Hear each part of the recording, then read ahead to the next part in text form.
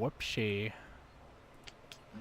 Microphone test 1 2 1 2 1 2. See the neck muscle 1 2 1 2. Ah, hurts. Should stop that. Okay. Anyways, moving on. Hello everybody. How are y'all doing? My name is Dustin. Welcome to my channel. If this is your first stream of mine, I am currently going to Hystria Ruins today. Today marks 24 hours over at Hystria Ruins, and that's not even a remote joke. If I show you guys, I think it's this one. Here is my current logged hours that I have over there, and if I scroll down, this is the hour 4 and 5 where I actually got the compass pieces. That's what this column is compass pieces. The problem is it was the Vodkan one and not the Ailton one, or Elton one, not Ailton, because I have absolutely 0 of those. So, that being said, you know, it can be very hard to go about, and by the way, I stopped using yellow scrolls, and this has been a 5-month ongoing project, mainly because when I was doing this, actually it looks like that might actually be hours 5 and 6, to be honest, because there's a 2-hour. 1, 2, 3, 4, 5, and 6, yeah, okay. So, yeah, as soon as I get this second piece here, then I want to move on because I don't have the Ackman piece for the compass. So, big ripperoni there. I just never really been to Ackman. I think did I log the... Did I do an hour here? I think I did. Yeah, I did 1 hour here, but no piece. So, in this hour, I mean, it was pretty solid, you know. Got a pretty good amount of money here, but this was 3 months ago, a long time ago, actually. So, yeah, as far as it is, you know, these are one of those projects that you just never know how long it's actually going to take to actually complete. I don't know how long this is going to take, and apparently I've earned 7 billion here, of which I don't feel like I've had at all. But that's from selling everything, so everything, all the junk loot, everything else. I would like to today do about 2 hours, and my goal is to hit at least 8k trash loot per hour, because this was a recent one of 13 days ago. Yes, you know, I was hitting more like 14 and like almost near 15 with Agris, but this is also with yellow and Agris, which a lot of people say is a waste and you shouldn't do that. The main reason why I want to kind of get into doing this, by the way, is because there is a hot time event happening right now where... Ooh, cool, nice. I also got Autumn Festival stuff going on too, which reminds me they probably have some extra things in the shop today, possibly. Gifts of Autumn stuff, nothing too crazy, but again, it doesn't have to be. Not everything has to be crazy and spontaneous and like, oh my gosh, this is the best thing in the world. It doesn't have to be like that all the time, but you know. A lot of people will be like, there's nothing good here. It's like, there's technically some good stuff here, but, you know, whatever. So, Kudum did spawn. I'm not going to go to Kudum, unfortunately. He's just going to he's flying underneath my radar today. I just don't really care too much. I am also going to get this for growth, because they have a combat EXP plus 400%. I didn't grind there with my combat. Oh my gosh. That's fine, we'll just equip them now before I forget.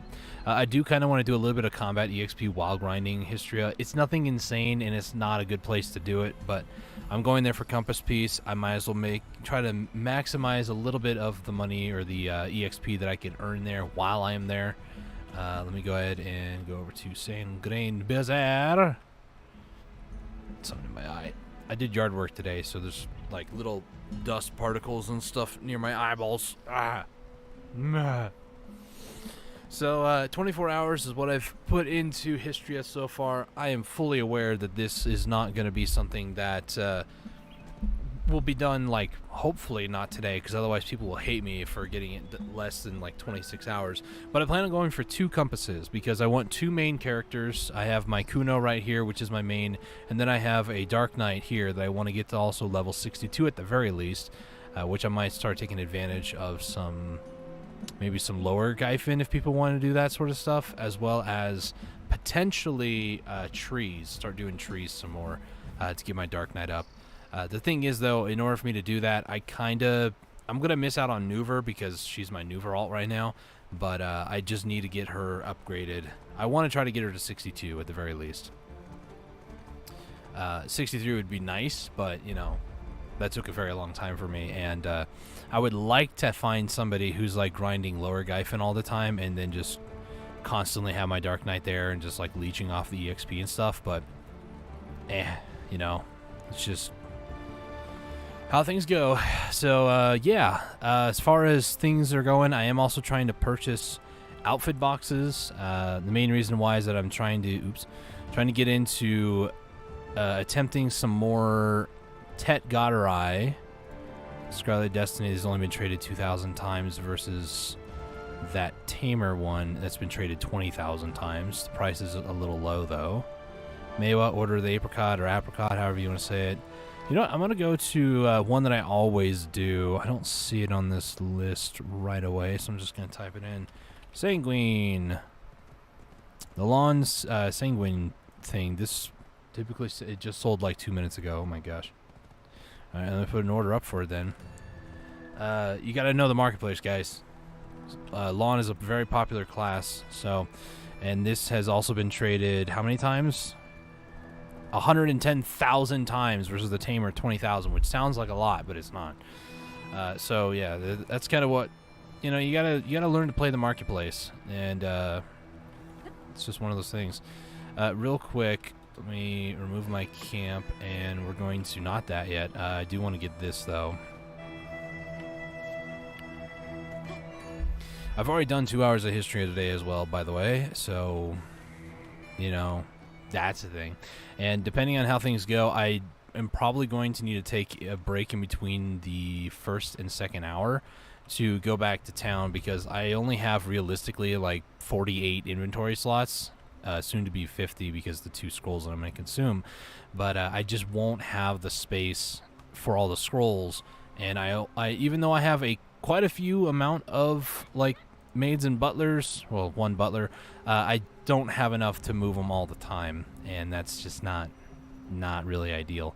So first things first, we need to find a portal.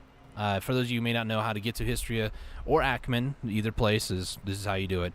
You go out into the desert, and there are little like pillar, like, what are the structures, kind of? They're just randomly dotted throughout the desert. Now there are actually like guaranteed spawn locations, places you can go to and actually find them for sure. I'll show you guys kind of how my rotation goes. You kind of head east out until you get past this little part here of the mountain to the left. You can go south. There's a few spots down there, but I'm going to go north because I'm going to try to see if I can find the one that I went in earlier today, less than an hour ago, maybe about an hour and a half ago. So you head straight up north once you get past that little mountain part. On the left-hand side, at a certain point, you'll actually be going by Pilgrim's Haven, which is a very great rough stone gathering spot if you're into gathering. On the right-hand side, there'll be a hill past this that'll have like it's one of the pilgrim spots, and that's where we need to find. So this right here on the left side, once you get to this tree, hang a left, you're in Pilgrim's Haven. There's easier ways to get to it, but that's a good way to find it. From here, though, what I'm going to do is I'm going to head, I think it's either to that mountain or maybe it's on the other side of this one. Try to get some height. I think it's this one right here. Sorry for the little jitters. I know that some people might get motion sickness and stuff. My apologies. I think it's this one right here, though, because this should be... Is it not? 'Tis not. Anyways, we're just going to start heading out east. I think it's this one, actually. I'm playing in low graphics, so things don't render in for a while until I'm, like, right on top of it almost. Yeah, this is it. So this is the node. This is the Pilgrim Sanctum Abstinence. Now, from here, you can kind of get a vantage point around. Even though I'm on low graphics, you can actually see them. Sometimes one will spawn kind of like in this area. Otherwise, you can continue heading east. Because from here, if you keep heading east, eventually you'll hit Valencia City. Because the Oasis is like right down over here somewhere. So eventually you'll hit the Pilgrim's Node that's just outside of Valencia to the southwest of Valencia City. And there's a few along the way from here to there. Not seeing any over there. Head up over this way. Still not seeing any. I head up to the top of here and just kind of look around. I believe the one that I went to most recently is actually back by Desert Naga. Take a look around. Sometimes there's some that spawn here. Not seeing any yet. I'll just keep looking around. If I can't find it soon, then I'll head back to Desert Naga, because I know there's one that was over there that we passed by, essentially. We didn't go right by it, but we're kind of near it, so... The thing is, the portals do despawn. They're not, like, persistent. They don't stay there all the time. They do despawn. They do go away. Oh, that's a caravan. Sometimes you'll find a group of guys, a bunch of elites. If you're red karma, these guys will try to attack you and kill you. So if you're being chased by other players, I'm not going to say these guys will save you, but if you find these guys, try to stick near them. Ooh, there's a sandstorm out here.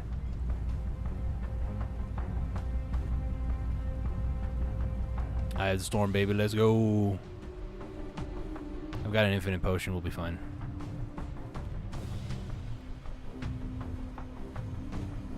Hit me with that debuff. Still hasn't hit me with that debuff. There's that debuff. It's just consistent damage for like a minute. And also a little bit of slowness. And just like that, it's cleared up. Wow.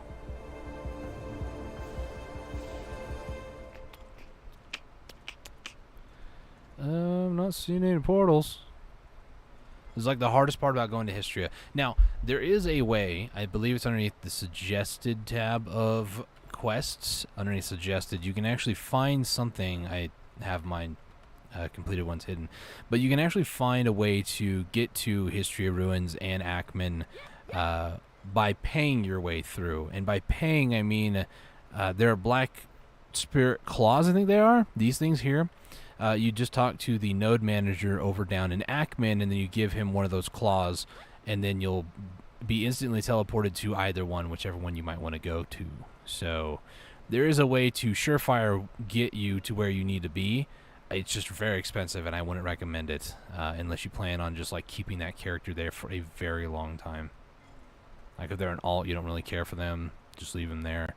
And whenever you feel like grinding there, you just hop on that character and go for it, you know. In my case, this is my main. She goes everywhere, so I'd much rather not do that every single time because claw. Each one of these right now, they've gone down in price, but they were almost like 10 million at one point. So you're looking at least right now almost 10 million to go one way. And for me, I usually go in and then do an hour, get out, settle inventory, go do something else, and then find another portal and go back. So for me, it'd be like 2 times. I would have used at least 2 of them today, which would be like 20 mil, and those Black Spirit Claws have other uses, so there's no point in doing that.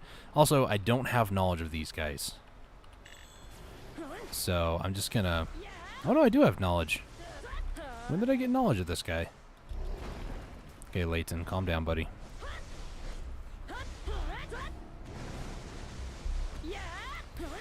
This is going to be one of those creatures that's going to be hard to get S-rank knowledge on for sure.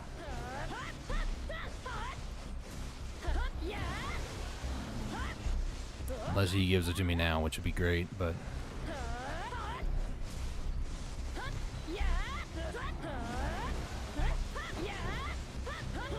Nope. Give me Ancient Spirit Dust, so that's nice. Also 29 of these, which are not great, but you know... It didn't take too long to kill him. I would have probably gotten more if I had loot scrolls on and maybe Agris, but living to learn. Living to learn.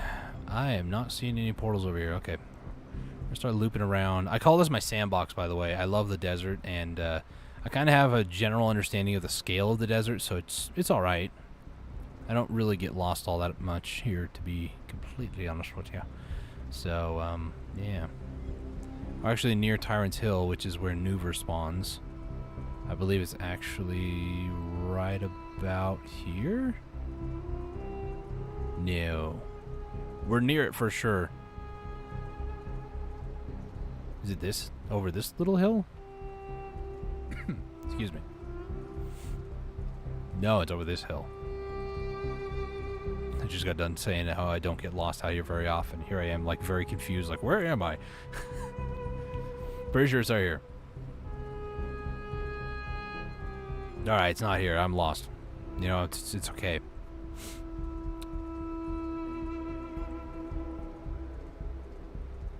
Not seeing any portals here.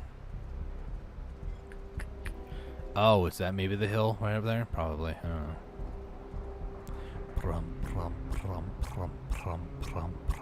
It's been almost 10 minutes of me just running around, not knowing. Oh, there's a structure. But this is not the one that I'm looking for. There's a quest you can do where it'll differentiate the two portals. This does not have an orange glow around it, so this would actually take me to Ackman because I've completed that quest series. It's a short little quest, doesn't take very long to complete, but it allows you to pretty much be able to differentiate between the two. There was a way before they added that quest to like take a look at the pillars and like really analyze each of them and stuff like that. And somebody was saying it's so easy and simple, but I never understood what they were talking about. I thought I figured it out, and I was like, oh, this will take me to Hystria, and I go inside, and I'm like, I'm in Ackman, what the? So I was very grateful when they brought out that quest where you can like this glowing device, and it basically just glows the portal a little bit. We'll find a Hystria one, and I'll show you what I'm talking about. But Sandgrain Bazaar, I do know where that is. It is right over there, so we're not going that way. We're going to head north up this way. It's Desert Fox.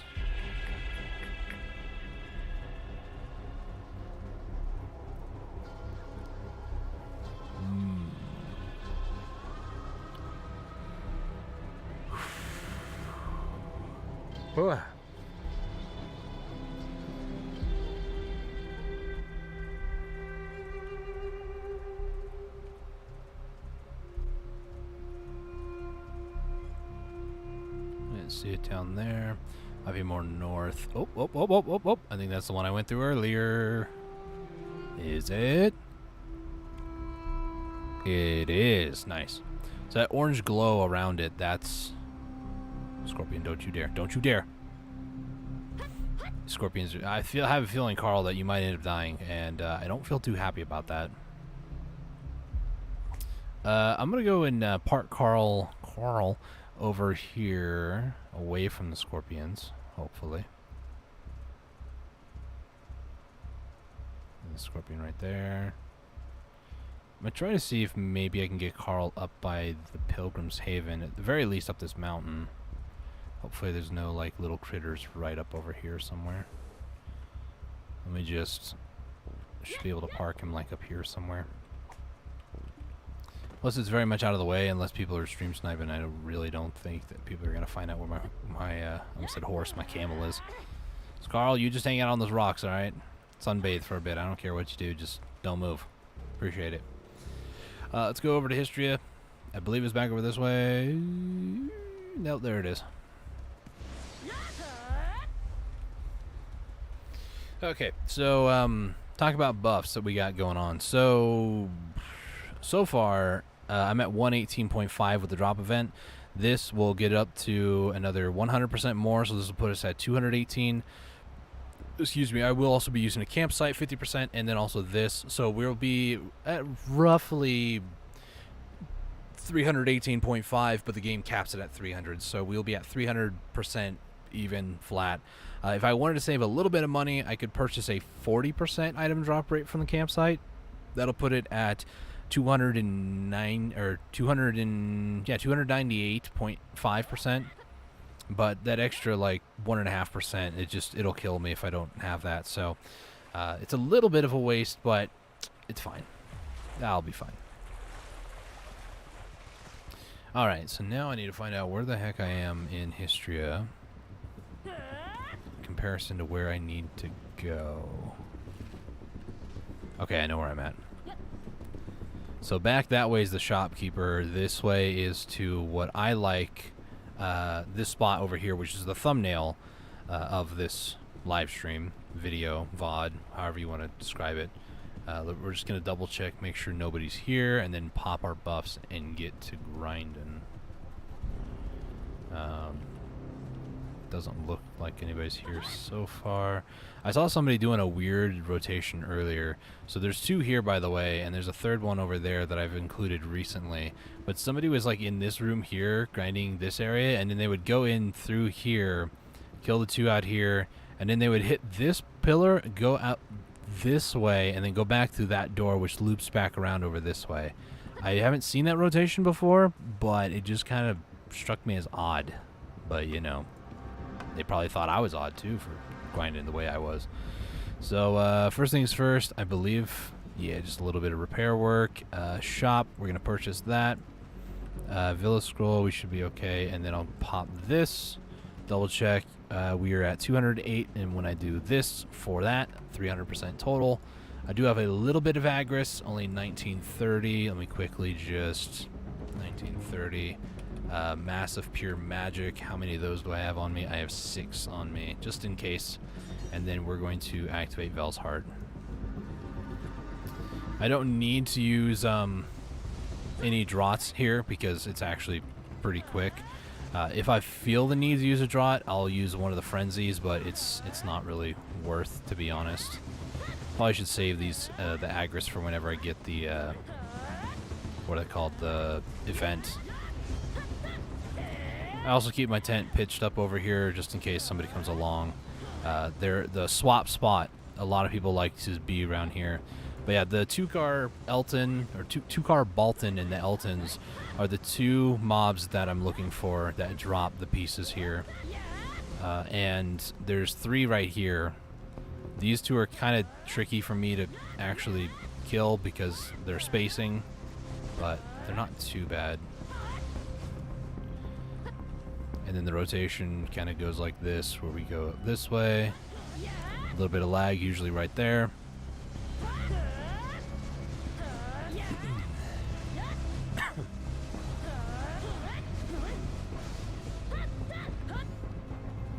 Head over here, track that one.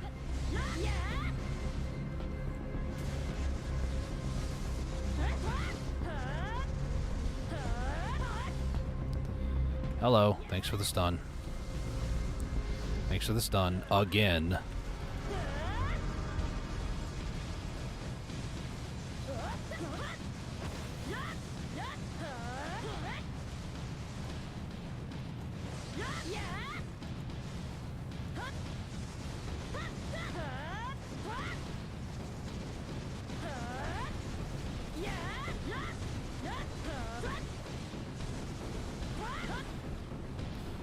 Alright. Pets. They're all fed. Okay. We're acting a little slow there, but I probably killed them all roughly the same time. It's not very often that I'm able to like wipe out the entire event that quickly, but the other thing I'm not tracking, so there are 2 things that I'm not tracking on Garmoth.com, which is the amount of Ancient Spirit Dust I get, as well as the amount of events that I get here, just because I'm not all too concerned about it. There are a few other things that I would like to track, but I don't know, I feel very lazy and don't want to track it.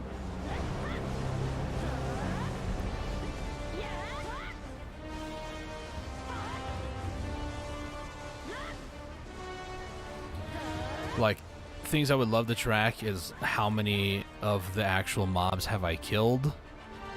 It would be nice if the game, because the game keeps track of how many mobs in total you've killed. I would like it to actually keep track of each independent mob.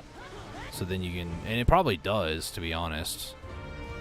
There's just no way for you, the user, to figure that out.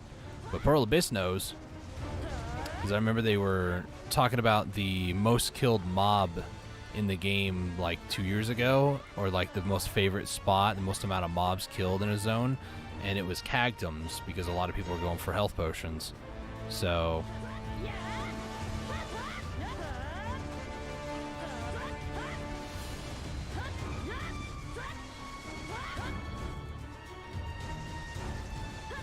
nope, right through them.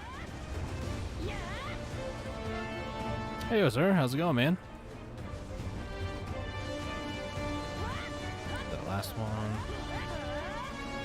Welcome to my purgatory.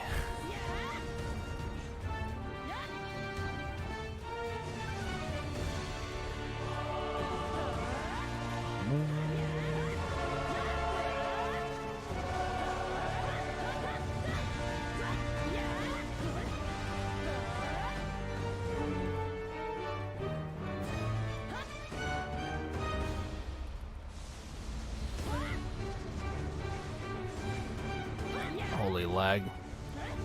There's a bit more lag there when I'm streaming. Good to know.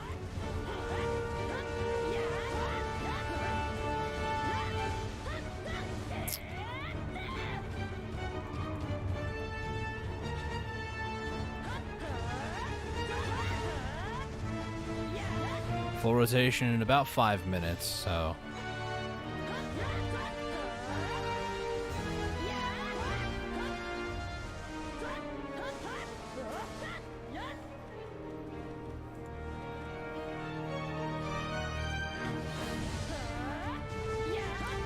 That lag spike is way worse when I'm streaming. But it's okay. Just a little bit that I have to adapt to, that's all. As far as it is, every single one of my treasure grinds, I have not gotten the piece on stream. It would be really cool if I did, because then I can actually have like a video proof of it, but at the same time, it doesn't really matter if it's captured on video or stream at all. There was, actually I take that back, Spectre's Energy was the very first time I ever went for something that was really rare, and nowadays it's just as common as pennies, it feels like. Well, maybe not pennies, but like, or like dollar coins. Yeah, it's still kind of rare though, but not that rare. Anyways, moving on. The Spectre's Energy, I did actually capture getting my very first one on video, and it's on the video titled "My First Black Star Chakram" or "My First Black Star," something like that.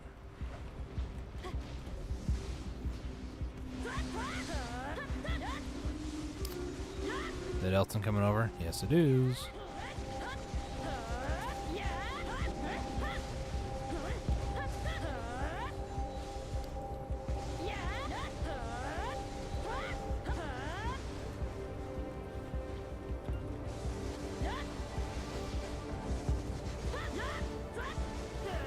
But yeah, because of the Hot Time event, I do want to try to take advantage of it a little bit more than I have in the past, because 50% drop rate does go a long way with it.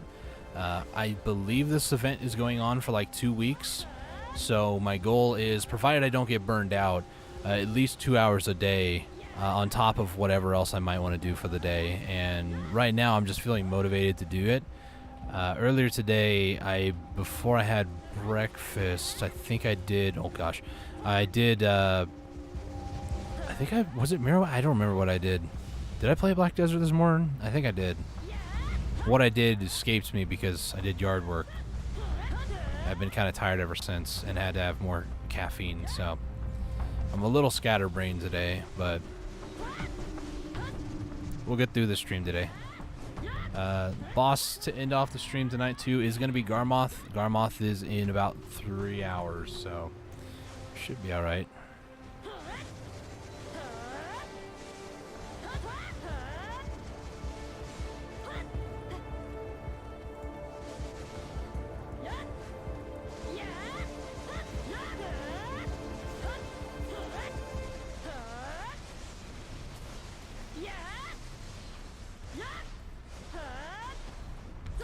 The interesting thing about these pieces, by the way, and for anybody with the keen eye, you might have noticed I do have 2 in my inventory. Those are both Vodkan pieces, which is the one, I think it has a 0.0025% chance. The Elton and 2-car Balton, those ones have a 0.00025, which is like half of what the Vodkan ones are. So technically speaking, for every one like 2-car Balton, the more rare one, you should get at least 2 Vodkan. Now, at the same, or in the same breath, some people have reported having like 8 of the Vodkan pieces and none of the 2-car Balton or Elton ones, the more rare ones. So RNG be RNG. That's all I gotta say about it.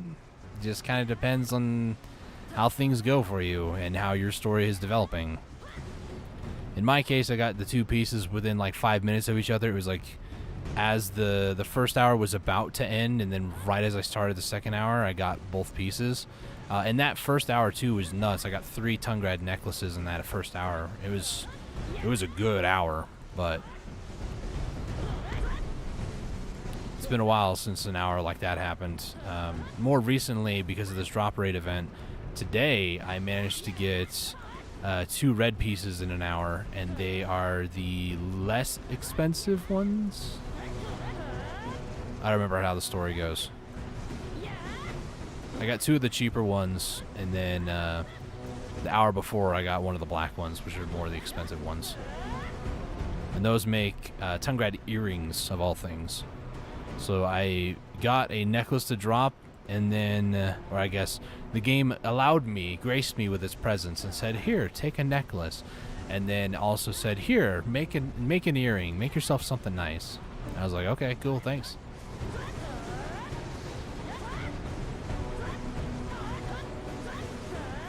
Also, these seals of challenge, I need to start turning them in. And I also need to start saving up money because I need... As of right now, I need a little over 3 bill to take advantage of the Devour event. They, I believe, also extended the Patrizio event as well by another, like, 2 weeks. So it got to a point where I could purchase I think it was a Libra's gloves, but it was more expensive by like 60 million than what's on the marketplace. The downside is Libra's gloves on the marketplace, despite being a ton of them and they're at a lower cost, there's like none that are base. So everybody was buying them and enhancing them, tapping them. There's a ton at like +10, +11, and like weird numbers. And it's like, you guys should have just kept them at base unless you actually plan on enhancing with them. But I bought the one from Patrizio because why not? An extra one, might as well. So that's all the Agris that I had left over, which is fine. I've already burned well over 20k today, which is totally fine. And that's probably what my Agris is going to be dumped into, unless I do, if I wake up in the morning and I want to go to like Jade for however long the dailies are, typically less than an hour, I'll burn some Agris over there and then burn the rest over here or something. I've been a little bit better because, at least at burning Agris, because the last like week or so I just haven't played the game. I've been playing it, but not enough to like burn Agris. I got to about 100k Agris, and I was like, I gotta do something with this. I just have to, and that's when I grinded Underground Gyphon. That's where I burned it all on stream. It burns really quick. It's not the most efficient, but you know, I had to do something with it, and I was sick and tired of it being at 100k. Probably should have held on to some of it because then I could be using it here, which is actually very efficient, and it's not bad money per hour here on the junk loot. It's not as good as like Gyphon Upper, but you know, it's something. Well, that's the other thing. I did a Gyphon Upper for like an hour earlier today too. So my idea is if I can get maybe an outfit box a day, that'd be nice. At least one every 2 days would be very nice. The main reason for that is because, again, trying to get the Tet Godarai, it would be like insane. Don't get me wrong, I don't really mind the grind here, but I would love to be done, you know? I'm sure a lot of people with way more hours than me would say that as well, because grinding here is not good money per hour in terms of like other better spots. And I would prefer to grind maybe like Gyphon Upper or something just so I can get money to tap my weapon, because my goal, one of them, is to hit Pen Blackstar by the end of the year, which is the same as Pen Godarai. And right now I'm saving up to get 10 attempts at the Tet Godarai, and we're gonna tap them all at once, and I'll do it on stream too. Just do that. So look forward to a 10 times tap of try to Tet Godarai, because that's coming soon.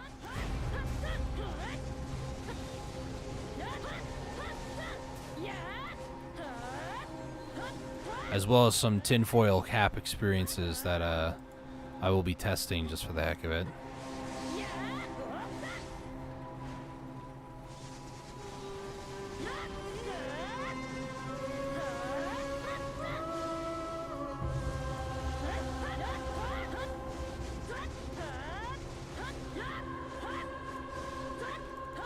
I have no WP, come on now. Okay. So So far, 15 minutes, not too bad. I'm also waiting to get those 60 mem frags too, because that'd be very nice and appreciated. Also have 1,000 relics shards that I have to turn into scrolls. That's like 200 scrolls worth. Ding! Is that the sanguine? I know I say it funny, guys, alright? It reminds me of the penguins of Madagascar. Was that what that was? Absolutely. You gotta know the marketplace. Lawn's a very popular class. A lot of people like the look of Lawn. I personally am not a huge fan, but, you know, not shaming anybody. It's just, I don't like Lawn classes. Not gonna lie. I don't know what it is about them. I just don't like them. And it kind of hurts that the cosplay one for Kuno, there's an outfit that you can get that makes your character look like another class. It's a cosplay pack one. The one for Kuno is Lawn, and I'm like, ew, gross. I don't like the sanguine outfit.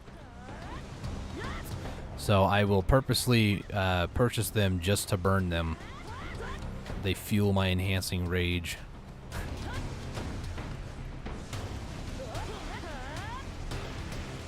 And in case anybody's curious too, I do have, when I go to tap the try to tet, any extra cron stones I have for that day, I might just tap for a tet to pen. Kind of depends on how many I might have left, but a tet to pen I think is like 3,500 per attempt.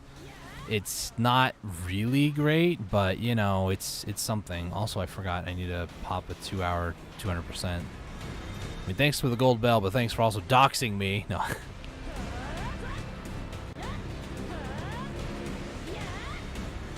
Ooh, another trespasser event. Thank you. It's back at the previous spot, so I'm just going to swing by there when I'm done with this pack here.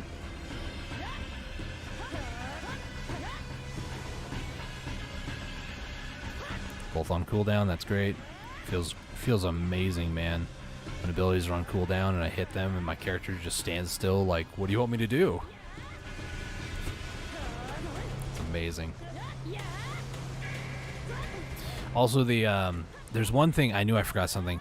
There's one thing that I did not update. I updated my skill add-ons recently, just a little bit, but the image in the description isn't fixed. So if I remember to do that at some point, I will do that. Probably do that in between the break.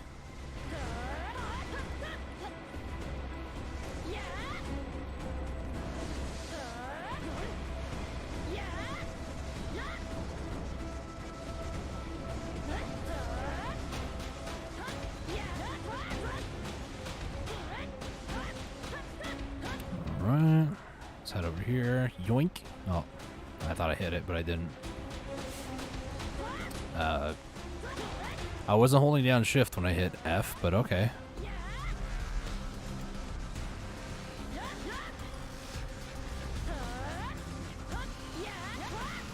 Love the little bit of dubstep it sounds like. Womp womp womp.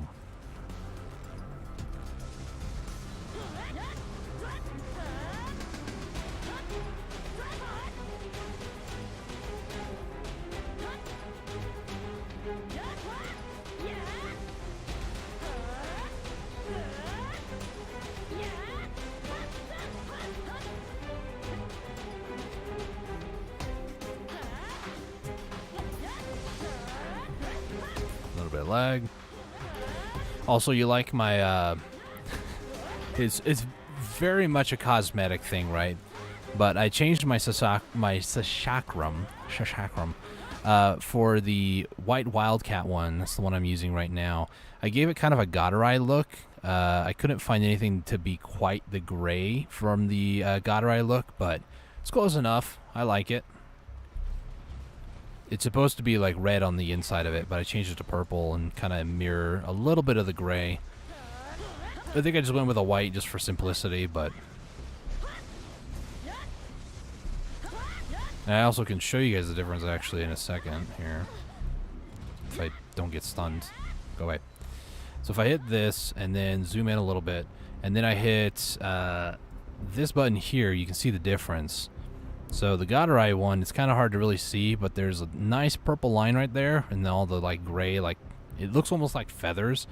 But I kind of like the way this one looks a little bit better because it's a little bit more clean and everything else. And I love that purple color on it, truth be told.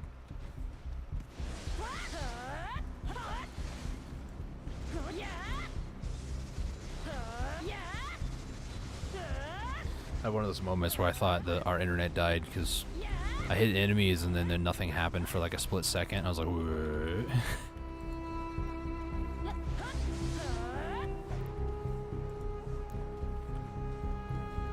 I will say, as the hours go on for the day, they seem to go faster. At least with grinding. I don't know if that's true, or maybe it's just because I've got a breath of fresh air because it's been a while since I actually grinded here.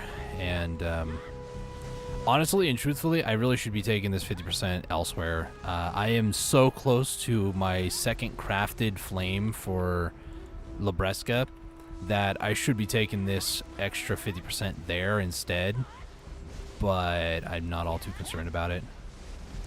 I have been doing Versades again, the Mirwak Labyrinth. I think it was yesterday. I actually ran into a Tamer who was there.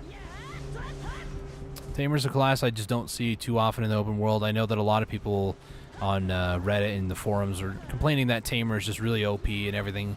And I'm not going to lie, I'm not going to refute that. I've seen a Tamer v Tamer, and one Tamer just absolutely massacres the other, whether it's actually gear score or what, I don't know. But apparently Tamer's pretty broken, according to what other people say. I don't know if it's true. I don't play Tamer. I can tell you about Kuno, and it's a depressing, sad love story, really. I love to play it, but nobody else loves me, so it's whatever. You need to change your class if you want to grind Olins for long. People aren't going to pick a Kuno. It's an actual response I got from the Olins Discord. I want to take like me and a couple of my guildmates over to Olins. One is a Valk, and I feel a Valk would be very good for how I play. I'm just used to playing with other Valk players, so it would just be familiarity for me. And then somebody else. Mainly, the other reason for the Valk player, too, is because he also has been trying to go for the La Orzeka outfit, and we'd be helping each other out, you know? I think he would actually murder me, though, if I actually got the lung piece, like the full lung to drop while me and him are there, so... But, nonetheless, just saying it'd be kind of cool. Game. Moving on, though. Now that I think about it, though, I should go back to Thornwood, because Thornwood has some decent amount of capstones per hour. Also here, this spot is fantastic capstones per hour. Don't mind the fact that the last hour I did here, I only got like 19. But for the most part, it's like mid to high 30s, if not 40s. I think the highest I've had is like maybe 45 here in 1 hour. So capstones are pretty decent here. You also get the scrolls, which are from memory fragments, and they're actually not too hard either. They're a little bit better, in my opinion. Now, I don't know if the stats check out this opinion, but the scrolls for the Pilafe, whatever they are, the scrolls that we're getting, the written in ancient language scrolls, those ones, they only have 2 mobs to deal with. The relic ones have 3. So as a time saver, you're not spending that much time by doing them over the relic ones. But I don't know if the relic ones actually give more memory fragments or not, on average.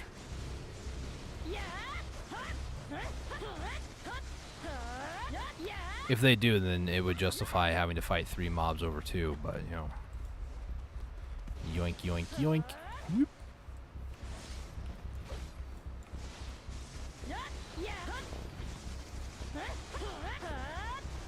This 2-car Balton. Also, there's a mob in the wall over here. I don't know how many people have noticed it, but he's just hanging out on the wall. There's a name tag and everything. It says I can attack him, but... you know, game doing game things. Alright. So far not so bad. Done 25 minutes now. Now that I'm noticing the time, it's going to go slower, and I hate the fact that I'm noticing the time. Dustin, make mental note, stop looking at the time, thank you. Yes, I talk to myself. No, it's not weird. if you don't talk to yourself, you're not normal. You gotta have that mental check every once in a while, you know. Are you doing okay, buddy?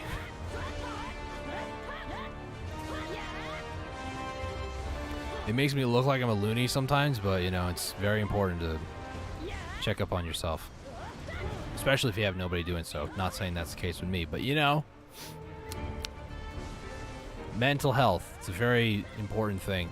Ever since one of the guys that I really enjoyed watching his movies and such, Robin Williams, rest in peace, my man. Very inspirational, very positive guy. I really loved watching him because of how crazy and like ad-libby his moments were in movies and such. But ever since he passed away, it's just really opened my eyes to like mental health and awareness and stuff like that, because as for all intents and purposes, he never really shared, to my knowledge. Granted, there's a lot of information that the public wasn't given because it's not something you want to talk about when somebody passes away, like what their mental health was like. But it was definitely one of those that people were very shocked because he seemed like a jovial, happy guy, and then just all of a sudden he just decided to end it. And yeah, his final curtain call, if you will. And ever since then, it really opened my eyes to like mental health and that sort of stuff. I get rambling on my streams, okay? There's not a whole lot really going on, not a lot of people chatting, and that's fine. People just want to lurk, that's cool, I appreciate it. But it's one of the hardest things to do as a streamer is just keep engaged, have some sort of conversation. And, you know, who knows, maybe, you know, years down the road when people go to rewatch these VODs, you know, kind of see how I didn't go insane, they can then chime in on these sorts of conversations and topics. I wouldn't be surprised, actually I'd be a little surprised, if somebody years later like tweeted at me or like got my attention somehow, YouTube comment section or something. Maybe it could be something in like a future GameCon event or something like that, like a TwitchCon or something. I don't know why I would go to a TwitchCon, but you know, it's just, who knows why. But, you know, there might be somebody like in person tell me that they watched, you know, one of my videos, and one of the very first ones was like waxing philosophical and just kind of talking nonsense in my bedroom, streaming online, you know, and could really resonate with people. You never know what sort of impact or reach that you might have in your life, and that is a fact that I believe 100%. My first ever viewer outside the United States was Sweden, and it was like within the first 10 views my channel ever received. And did I expect to one day wake up and check the analytics, because I was really about that sort of stuff, and see 2 views from Sweden? No, I wasn't expecting that at all. And to be honest, in a lot of ways it kind of humbled me, because it was like, wow, you never know who's going to watch your videos. They may not ever like the game that I play, but, you know, they might check out the stream just to see, you know? There's a lot of people on YouTube that I watch that play games that I don't really care too much for, or would want to play on stream, or just, you know, I occasionally will play the game just because I feel like it. But I watch them play it and just watch either them with their friends or them just playing the game by themselves.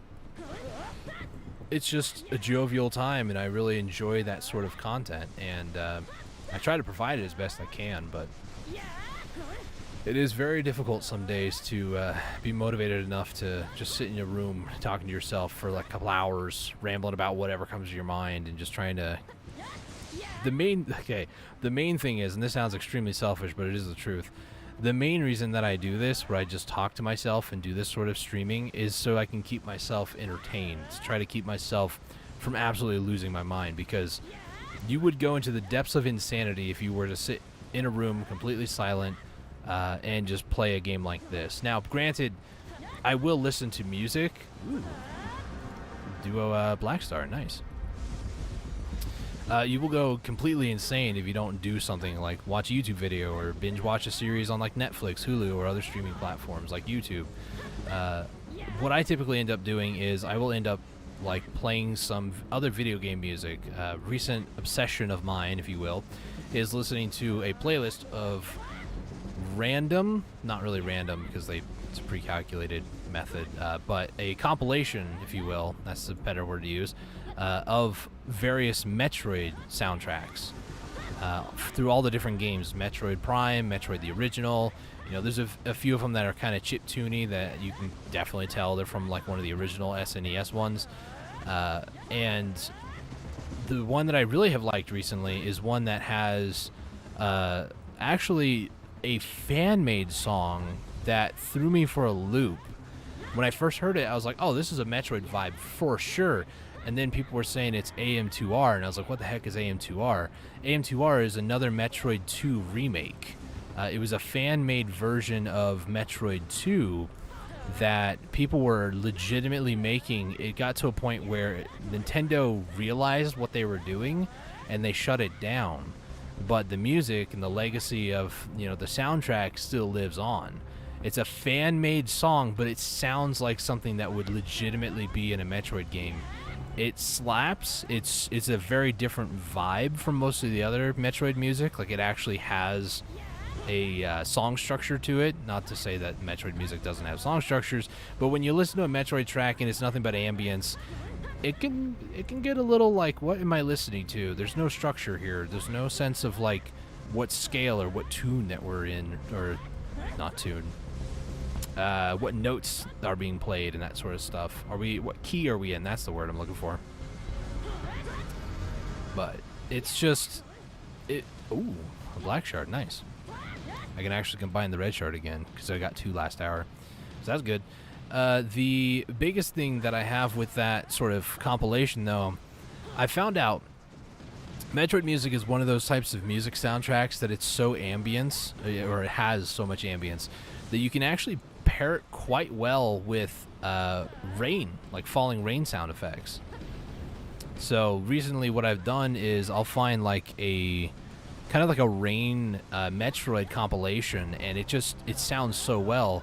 And before anybody's like, well, that would never happen in a Metroid game, Metroid Prime at the very beginning, after you get off the station, spoilers for anybody who's never played Metroid Prime, and you go to the planet side, the very first sequence, there's a music score that plays, and there's rain sound effects added in the game. Metroid has such a atmosphere to it that it pairs very well on most tracks with ambient rain music, or like ambient rain thunderstorm in the background. It just sounds really, I don't use this word very often, but it sounds very sublime. So that's sort of been like my obsession of music recently, because it's just so good. Also, there's a song I found today. What is it called? I don't remember now. I can look up here in a second. It is called Edge of the Earth by Zena? I will forewarn you, the song does sound a bit on the more depressing side, although I like that sort of style of music. But it is a very positive message despite being kind of like a depressing kind of sounding song. So keep that in mind when you listen to it, because at first, like, there's something about that, like, it's not even like dramatic, and it's not like tearfully mournful, if that makes sense. That doesn't really make a whole lot of sense. But music that sounds very like pessimistic, like in minor keys and that sort of stuff, and very emotionally charged, those sorts of musics I really like latch on to. Like feelings of not like forgetfulness, but it's sort of like a feeling like that. It's hard to really explain, but somebody out there will understand what I'm talking about. Almost like a final conclusion, but there's still hope for better place. I don't know. It's really hard to explain. Some people will say, you're a goth because you like music like that. Yeah, okay. I also like Skillet. Does that make me a goth? No. Skillet's another band that has a lot of, like, they're kind of like ballads is what I would define them as. Skillet is one of those that has a lot of songs. It's how do I word this without sounding like cliche? They have a song that's like a kind of like a breakup song, but It's not quite a breakup song. It has a different implication to me anyways. I can't remember the name of it, but oh man, I don't remember the name of it right now. Getting completely sidetracked by song lyrics and that sort of stuff. But it goes something like I don't remember how it goes now. I'm on the spot and I can't remember. Go back to Awakening, please. Gosh, what is it called? I think it's called Today by Skillet, I believe is what the name of it is. I believe. I don't know. Or maybe it is I Believe. I don't know. There's a song they did called I Believe. If you believe.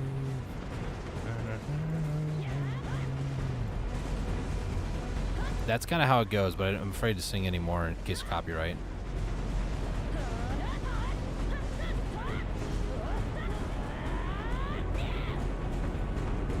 I'm playing the song in my head. Give me a second. I know it looks like I'm going crazy, but I'm playing the song in my head.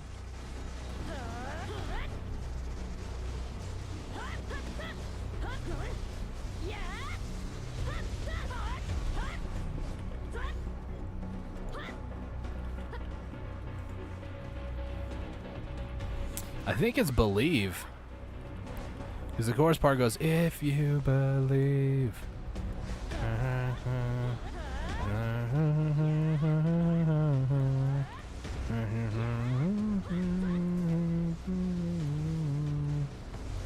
Yeah, I think that's how it goes.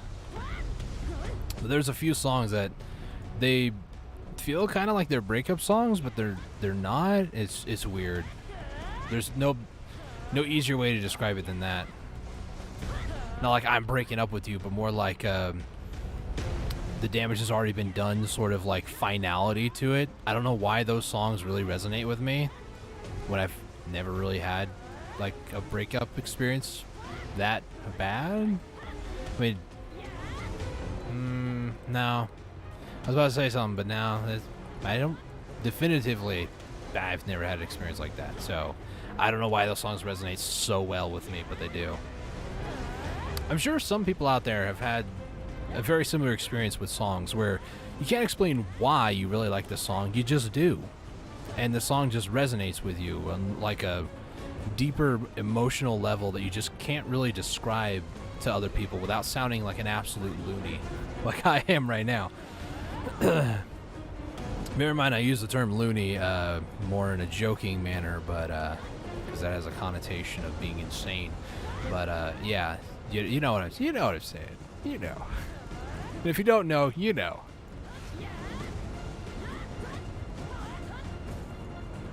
All right.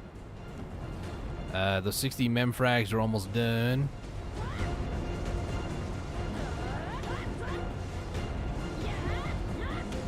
I got stunned. Make mobs do twice as much damage. I don't care. Remove stuns from this game. That's how I feel right now. And some GM actually took to Reddit today. I saw this. Can't remember the name of the GMs, but it looked official and everything. And somebody made this ginormous post talking about what they wanted to be changed. And the very first point was, don't have as many CCs or stuns because that ruins the player versus player experience. It literally is a battle of who can forward guard longer or CC first, and that's it. And they said remove them entirely or change the CC time because it is not fair for anybody who's trying to actually learn PvP. And I'm like, thank you! So I made sure to thumb it up, and a lot of people were agreeing with what he had to say too, or they said he, she, them. Could be an organization, you never know. It's a collective group of people. But it was like a huge detailed thing. It was like an essay almost, and I was like, you know, you bring up some very interesting points there. So I'm just hoping that they pay attention to that and actually, you know, pay attention to that. 2-card Balton and Elton. How come they're not showing up on my mini-map? Because I need to activate them? Yes, it is actually. They don't show up on the map until they get activated, which is kind of weird, but, you know, they're weapons, so it would kind of make sense a little bit, kind of. Anyways, moving on. I've pretty much said all my talking points that I wanted to discuss and more. And I've said this before, too. My streams are kind of becoming into sort of a podcast with my character shouting in the background, especially when I'm grinding or, you know, gathering. You'll hear, like, the sound of a butcher knife or something. And, you know, to be fair with you guys, I've been interested in doing podcasts or at least voice casting stuff. And I wouldn't turn down the opportunity, is what I would say. If somebody were to, like, show up on one of my streams, be like a legit organization who could, like, verify who they are and it's not like a scam sort of thing, then sure, I would definitely give it a shot. But there's no real ever guarantees that they'll ever, you know, somebody like that would want to watch one of my streams. What I'm saying is the Venn diagram of that being a reality versus me just sitting here doing streaming for the rest of my life, they don't intersect very much, the two circles. Voice acting opportunity and streaming Black Desert Online, killing mobs for, oh my gosh, you freaking stunners. Get rid of CCs. I don't even care. I don't even want to CC anybody. I feel bad that is the way, that's like the only way that I could have an advantage against somebody else. It is so stupid. And I'm glad that other people are voicing that opinion too, because I am 100% on board. Get rid of CCs. I'm sick and tired of somebody just coming up to me, CC me, and then I can't do anything except for watch my character die. You want a show of skill? Remove CCs. People will have to go and fight each other actively. This whole like, oh, I got the first CC off, you're dead. Oh, noob. Get good. How can I get good? Let me dodge your CC real quick. Oh, wait, you're playing Mystic, and every single one of her attacks pretty much is a CC. Yeah, that seems fair.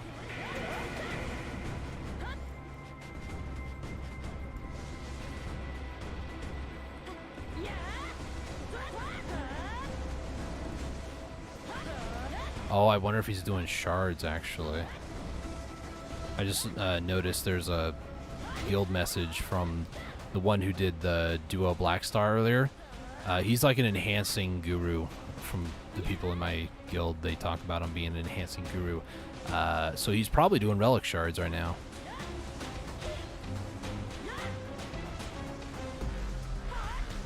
Ooh, tower over here. Nice.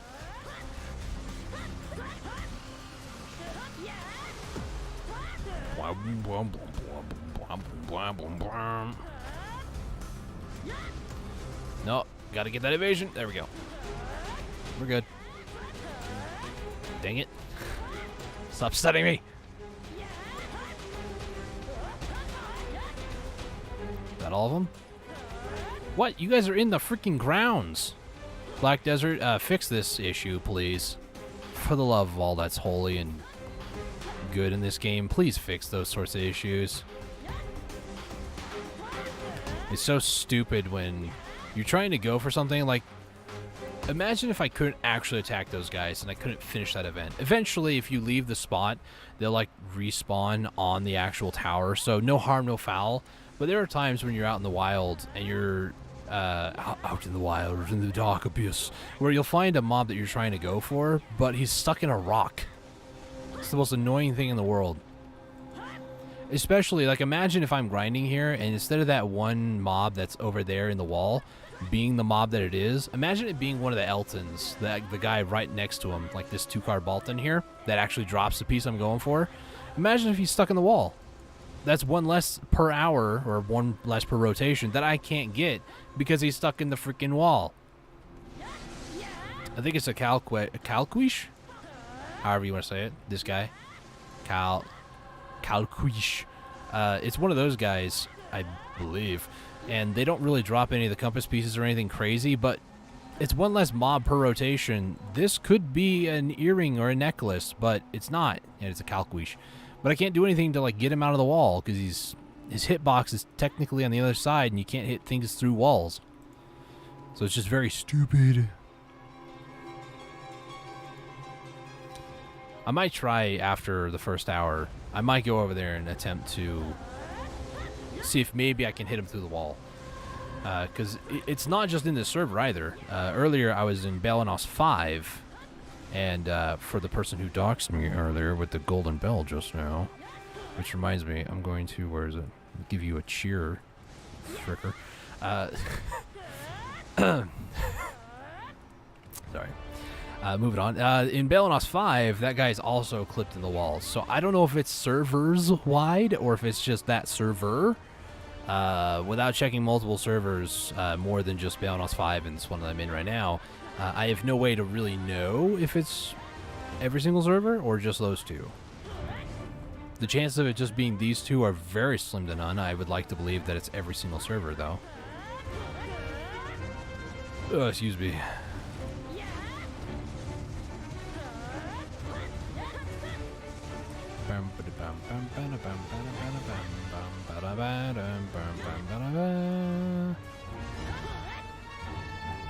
Alrighty then.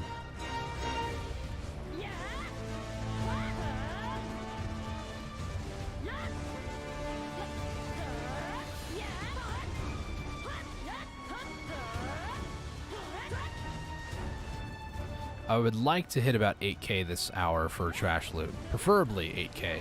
We did have a little bit of Agris, nothing too crazy, so we might actually hit like 9k with that, but if I can get 8k on average, that's a good clear rate for me. I would like to say maybe push it for 10k, but I don't want to like push myself too hard. Here for the long haul, not for the short-term investment, because I don't know how long it's actually going to take for me to get that second piece. Dang it. Wasting Blackspear's Rage since whenever I unlocked it.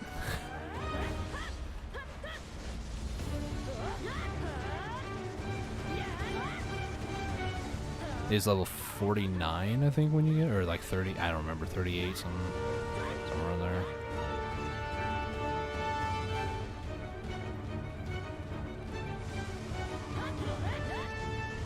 I've almost gone up like a quarter of a level too. I'm at 54.907. I recall vaguely being about 54.7 before the hour started. We still have like 13 minutes left, so it would be nice if I can get like half a percent. But you know, I'm not gonna be all too like we didn't hit 0.5%. You know, it's not like it's a concern of mine.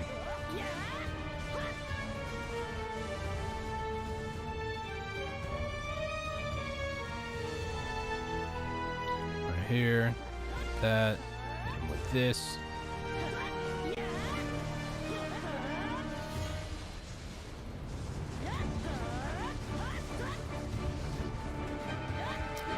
Nope, keep going.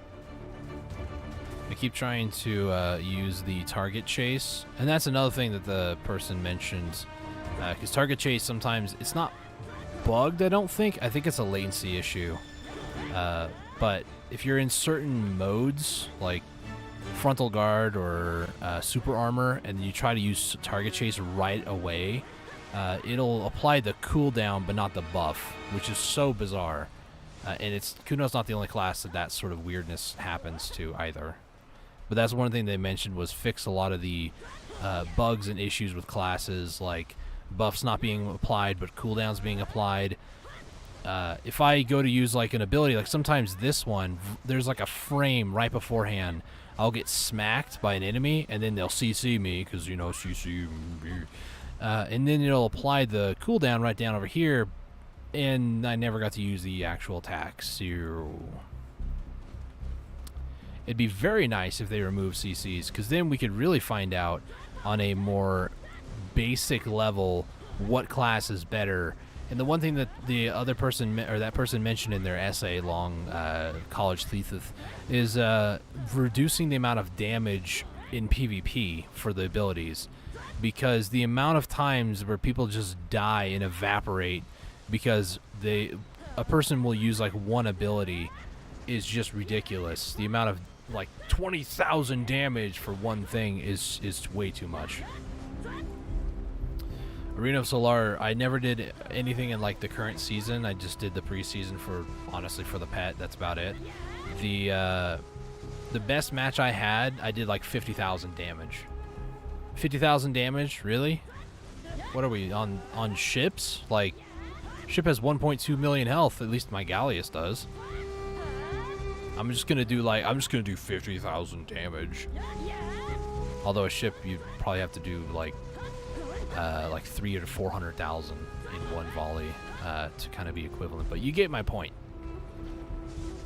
They really like their big numbers. Just like, you know, for one attempt of like a boss grade gear, you have to get almost like 1 billion silver to purchase an outfit box. And outfit box, I think, is like 800 cron stones. Maybe, I think it's about 800. I don't remember now. I want to say it's like 840, but I don't know. And I think a boss grade gear is about, it's less than 500 cron stones. I think it's like 400 and 450. Maybe it is 500. I don't remember now. January is when I tapped my gear. I don't remember how much it was. And the boxes were very different back then. Boxes were like half the prices they are now. So it's like they're purposely inflating the amount of money needed, and by doing that, you're actually devaluing the amount of silver that's out there. I don't know why. Without them, like, I think I understand why. It's because they changed a lot of like the Valencia and Camisylvia regions for silver. A lot of them, like, I don't think Hystria Ruins got touched too much. I think it did get touched, but not too much. But like places like Centaurs and many other places like Raud's Sulfur Mine. Raud's Sulfur Mine's junk loot and Centaur's junk loot is the same as Elvia Serendia. Let that sink in for a minute. Elvia Serendia, that you need this insane amount of gear to actually even live there. Or you can just be a character straight out of season, go straight to Raud's Sulfur Mine, and you can make more money as a season character out of season than you can a really late game character in Serendia, Elvia, rare drops withstanding. Just junk loot alone, you can make more money as a season character at Raud versus like me over at Orcs per hour. And it's ridiculous. So when they change things, yes, it's gonna, you know, when they inflate the silver earned from rare. Oh, red shard, nice. I don't even need the red shard. I can just craft this sucker right now. Look at that. Wait, hang on. Look at that. But no, it's the unfortunate side effect of them raising that, making it easier to make more money. So of course they're going to raise the prices on everything. Like Black Star now, I think the max price is like 200 bill or something ridiculous. That's for a pen, by the way, not for base, because that'd just be completely asinine. But boss grade gear and stuff like that used to also be like almost half a bill, like 400 million silver. And then the boss grade event now with Patricio and everything else has really just tanked the amount of silver per item, because people are like, I want to sell mine, and then other people are like, no, I want to sell mine. So they've lowered the price, and people weren't buying them. They were just waiting for them to crash, and now there's no bases out there. But there's like 6 Griffin helmets if you want them at Penn for like 15 bill a piece. So hop to it, I guess. The beauty part is a lot of people who would rather grind to get their gear upgraded and like buy it, which there are a lot of people that do that, and respect to you for doing that versus, you know, tapping and hoping that it goes, because there is a chance that it may never go. Case in point, my Labresca helmet. But for me, what I'm going to try to do is I want to get my Black Star to Pen. That'll put me at 295k before anything else. I then need to start working on my accessories, getting them to Pen. I still need to get one more Tet Tungrad ring, and then also a Tet necklace for now. And then from there, I want to actually tap my pens. I really do, because bragging rights, putting my name on it and everything. And, you know, that would just be kind of cool, honestly. And, it's not a necessity at all, but getting at least one of those to Pen, I probably will focus maybe on necklace, because it might give the most. I'll try to focus on whatever gives the most amount of AP out of the Pen attempts, and then just kind of go from there, really. prioritizing probably what would give me the most. Tapping from base, getting them up to Tet, and then just Tet roulette like 10 of them at a time. Now that's probably going to be well into 2023 and beyond, honestly, unless I just get insane RNG and it all works. But things like Deboreka belts and necklaces, I also want to get those eventually. Those are just going to take time because I can't even grind the spots where those drop, which is Crypt and Ash Forest. I do take that back to some degree because technically speaking, I could go to Ash. I just got to be insanely careful not to get stunned for more than like 2 seconds, because otherwise I am lay screwed. I am lay dead.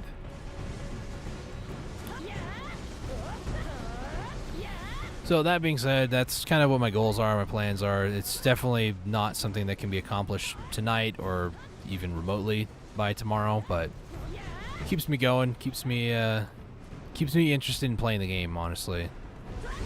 I'm not gonna lie to you, the new outfits and stuff like that they introduced is very nice. Like the outfit I have now, yes, it is one that you do have to buy on the marketplace, and I recently was doing some odds and ends sort of stuff and got enough money to be able to afford it, as well as the season pass. So I don't mind spending a little bit of money to get more out of the game, but I'll be honest, it's nothing like, oh, I'm pay to win, you know.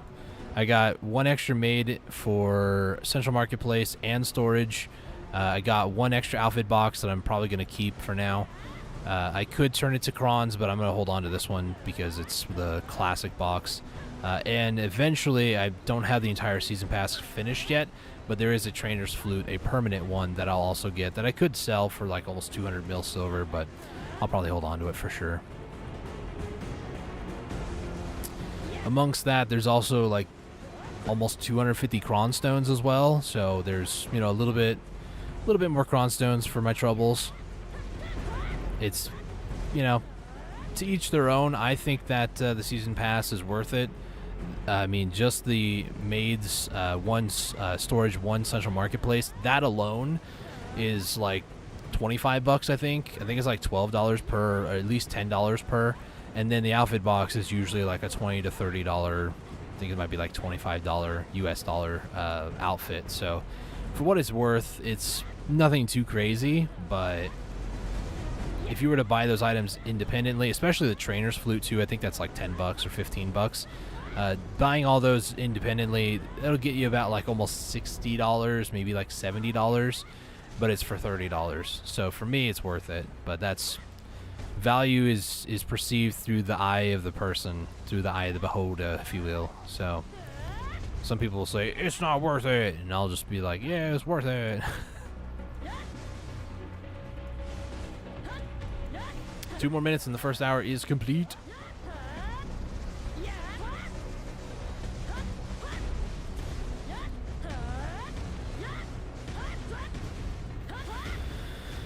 Alright, I won't be able to do a full rotation. I'll probably do like a half rotation here to end out the first hour. And then after this, we're going to head back to Valencia City. I need to, because I don't have that many maids or butler to move the scrolls to my central market. So I'm going to head to Valencia to do that. And use that time also. I brought a snack in here. Usually I don't like to chow down on stream and stuff, but I do have a what we call a buddy bar. It's basically a chocolate wafer with peanut butter in between the wafers. It's really good. I like it a lot. One of my favorite like snacks to eat.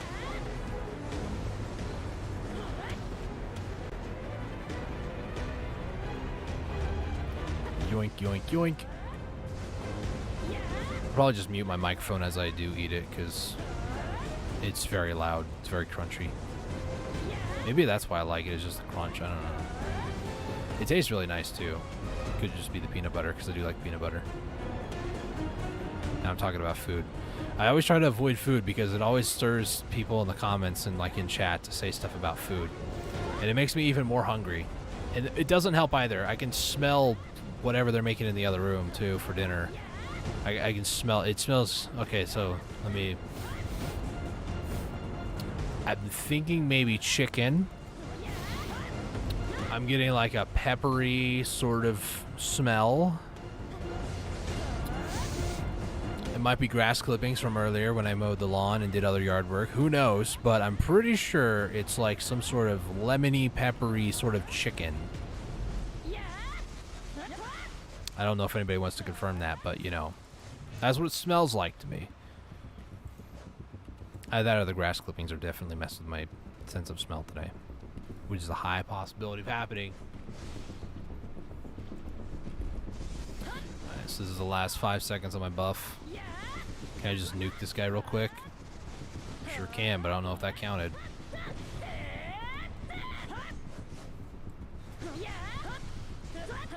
I'll finish this room and then call the first hour here.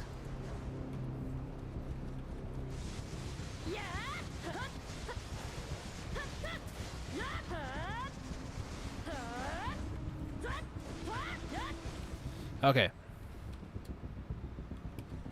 Okay, I did. Let's go ahead and turn that off. And then how much did we get? So we got 6,200 for being just blue. I'll be honest, blue on loot scrolls is not that great because it's only like half the amount. This is full drop amount, and this one is only 50%. So I expect lower numbers in like 8K. If I were to do 8K on blue, that'd actually be insane because I can get 8K on yellow. Actually, it's pretty decent actually. There is actually somebody here. Actually, and I'm just gonna go ahead and move all the way back. We're gonna talk to our good old friend Bert, I believe is the node manager here. Get repaired up, head out to Valencia City because I don't have that many items, but I do want to kind of like fresh slate this. It's one of the problems to having too much junk in your inventory and not enough brain power to really comprehend it all. Let me go ahead and get Garmoth.com loaded up real quick. Actually, before I do, let me just kill you off. There's 2 extra. There we go. That's the tax. So Garmoth.com, I'm going to put on the second monitor. I can't see chat for a second. Bear with me. We're going to do Agris. How much Agris do we use? We use 1,930, so nothing too crazy. Nighttime did not play effect. The amount of junk loot we got, ow, my eyeball, there's something in it, was 6,234. Armor was 48, 56 weapon. There was, how many of the sealed? Oh, there they are. 13. Scrolls, this is a hard one really to count sometimes. 1, 2, almost 3. 3 times 8 would be 24, so 23 of them. Ancient Spirit Dust, I'm not counting because I'm not paying attention, I'll be completely honest. Capstones, 32, a decent chunk of them. No compass pieces that I can see. We did get both a black and a red shard, which is basically a Tungred necklace. There was also a windstone, 3 earth stones, and that is it, I believe. Nope, 2 maps. That should be it, I believe. No, Massive Pure Magic, my bad. We had 6 before we started, so we got 5 this hour, which is pretty middle of the road, honestly. Oops, I forgot to add one more thing on that, which is additional drop rate of 3%, and then I also used that. There we go. Okay, so according to Garmoth.com, you got all the seasonings right, just not the meat. It's hamburgers and fries. Ew. So there is like a lemony, peppery sort of scent. The grass clippings aren't messing with my nose too much, I guess. So this last hour, I earned 277 million if I sold everything as far as just junk loot alone, actually. Let me get a calculator out. These are how much per? 15,000, so times 15,000. 93 million. So we made 43 million silver, basically, off of that junk loot. I'm not counting all the other stuff, like the capstones and stuff, for, like, profit. But I will actually combine this. Actually, it's an earring, Dustin, not a necklace. And that alone is 57 mil. Just not really worth it, honestly, to sell. I will actually go ahead and escape. Where I head over to Valencia City, put my stuff away in Central Market, and then find that portal again if it hasn't moved or despawned, and then head back, do 1 more hour. It's a process, guys. This whole thing is going to be a process. And it's nice to kind of get a break every once in a while like this too, because this little break in between grinding gives me a few minutes to just like rest my wrists, maybe do other things. I do actually need to update the skill add-ons image in the description of the stream. The skill add-ons that I have right now are these ones here. The only difference between the ones I had before and now, Dance Macabre used to have, I think, all evasion rate. This one here plus 4% on it. So I moved the attack casting speed from Delighted Blast and basically move evasion rate down here, attack cast speed on that. So that's the only difference really. But I'm thinking that I want to maybe reduce evasion rates on target, which is more of a PVX. I think it affects PvP. So real quick, I actually need to, let me pull up the link in the description. It's an Imgur link, but I am going to log into my Imgur and update it just a little bit. Let me see if I can find my password actually, because I forgot. Oh, there is no password. Great. Did I just sign in with Google? Is that what I did? I don't remember. Bear with me.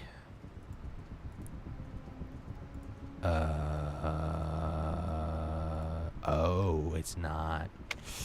Ooh. Hold on, let me go to forgot. I believe. I don't remember what my email would be. I had a lot of changes go on, and one of which was like my hard drive. Oops, not what I wanted to do. And I don't remember if I would have changed something or not. So let me just get my character to auto path, and then I don't have a saved login here. This is great. Would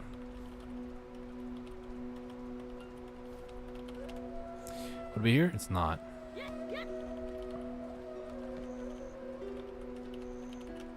Would it be here? No.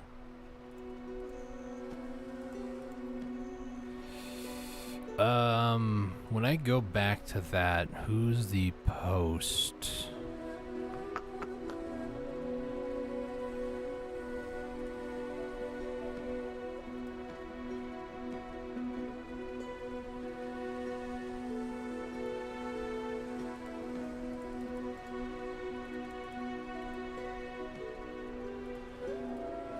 It won't let me see. Okay.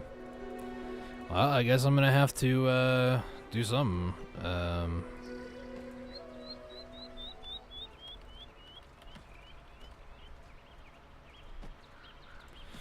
Let me give me a second here. I'll just create an account. I suppose. Is this the one actually? No, it's not. Let me give me a second. I know I've said it like 8 times. Just bear with me.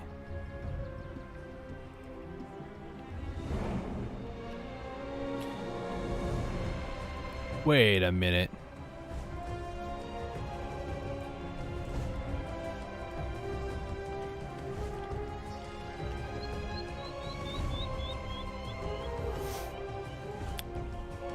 Is this actually what I think this is?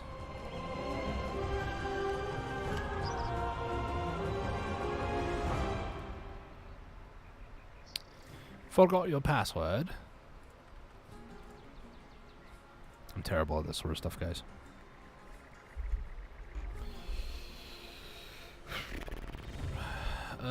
Forgot your Imgur password? Yes, I did actually, thank you. Sure. Password has been changed.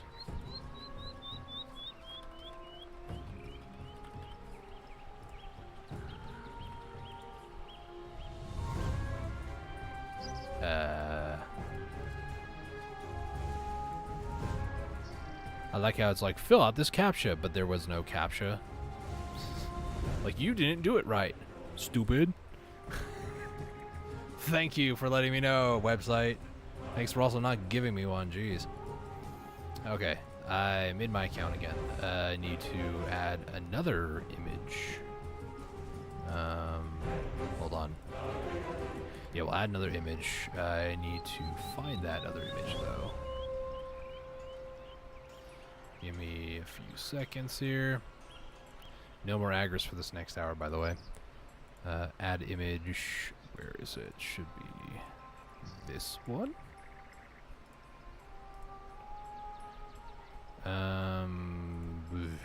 Wait a minute.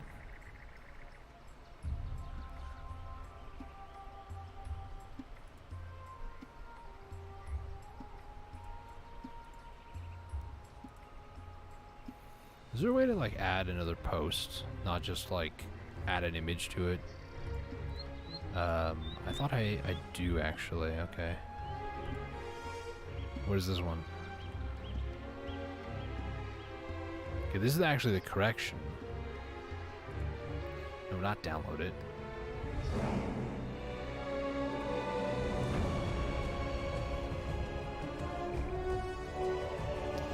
I don't go on Imgur a lot, to be honest. Imgur. What's new post? Top left, because that makes sense.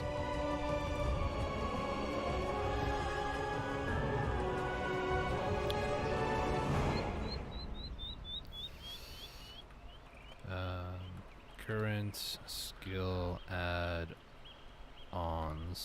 as of September 8th, 2022.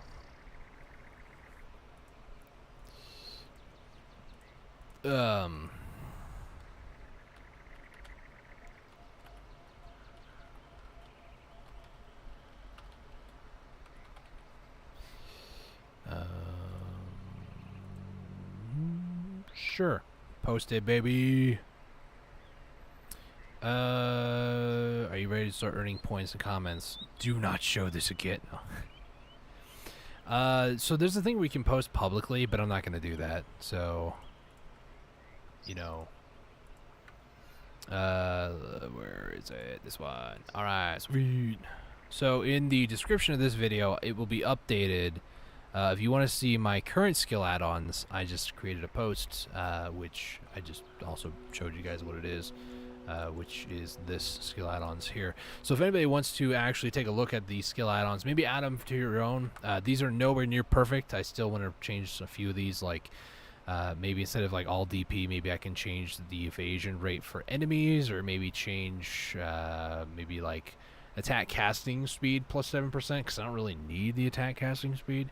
I can maybe change that for like all evasion rate down on targets or something like that. I'll kind of mess around with it a little bit. Maybe go for more of like a PVX more than like a PVE only. But yeah, that's kind of what I'm looking at doing here. All right, so that should be okay. All right, let's close that out. Yes, please. Garmoth tracker, and then I'm going to head over here. Get rid of that. How many Master Pure Magic do I have now? I have 11. And then I have a ton of scrolls in my inventory that I need to put away, as well as some other junk loot stuff that I need to put away. Good thing there's a herb vendor right here. Let's go ahead and sell all of these and all of that. That's all the junk loot that we made, and the little bit from that Layton. Go to storage. We're going to put 23. I'm also going to put the memory fragments away. That's from the subjugation stuff. And then I kind of want to bring a map with me, but you know, if I get one, that'll be great. But I'm not going to worry about it. So now here we go, back out into the desert, ready to go and kill more. Yes. Okay. Before I do too much more, let me go down the road. And then I was gonna eat my buddy bar too, but you know. So I'm temporarily I'm gonna remove my webcam and my microphone so you don't hear all these noises. because it would just be a little much. So I'll still be here, but I'll just be very quiet. So don't mind me. Just and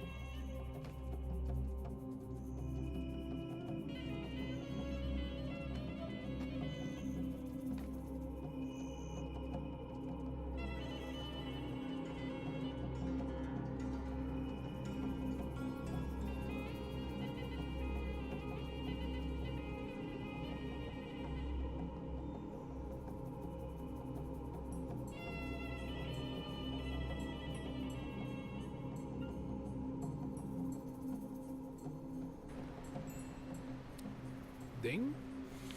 So for anybody who's curious, who may not have ever seen a Buddy Bar, this is what a Buddy Bar is. It's got this like layer of like wafer. It's got peanut butter between these 3 layers of wafer, and it's all chocolate covered. It's really great, by the way. But now I'm curious, what the heck dings?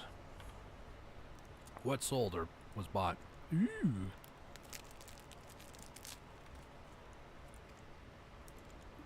More there, yeah. Mm-hmm.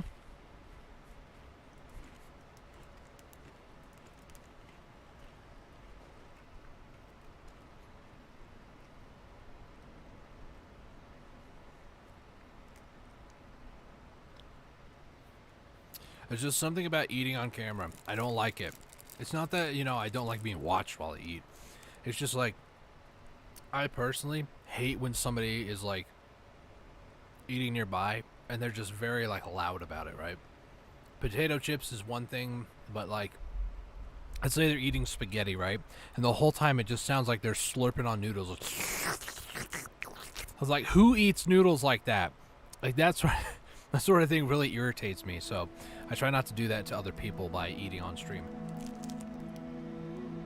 No. I'm gonna go throw this away though, because I don't like keeping stuff in here, like wrappers and stuff, so I'll be right back.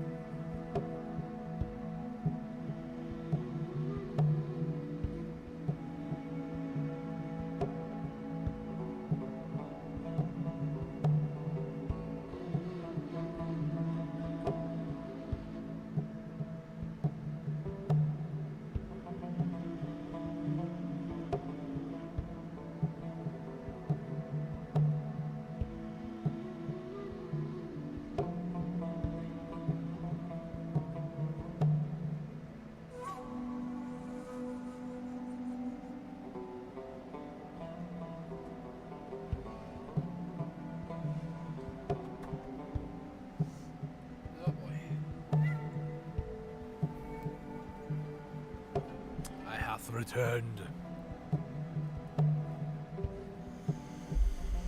Okay. Did anything crazy happen while I was gone?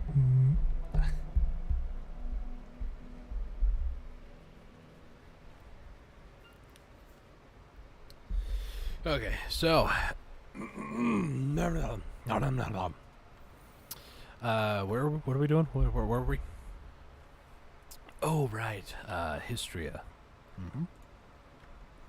Going on hour number 4 today. We've accomplished 3 hours so far. No peace. kind of what you would expect in a day, but you never know, you know? This next hour could be banging. It's just, it's just how things go, guys.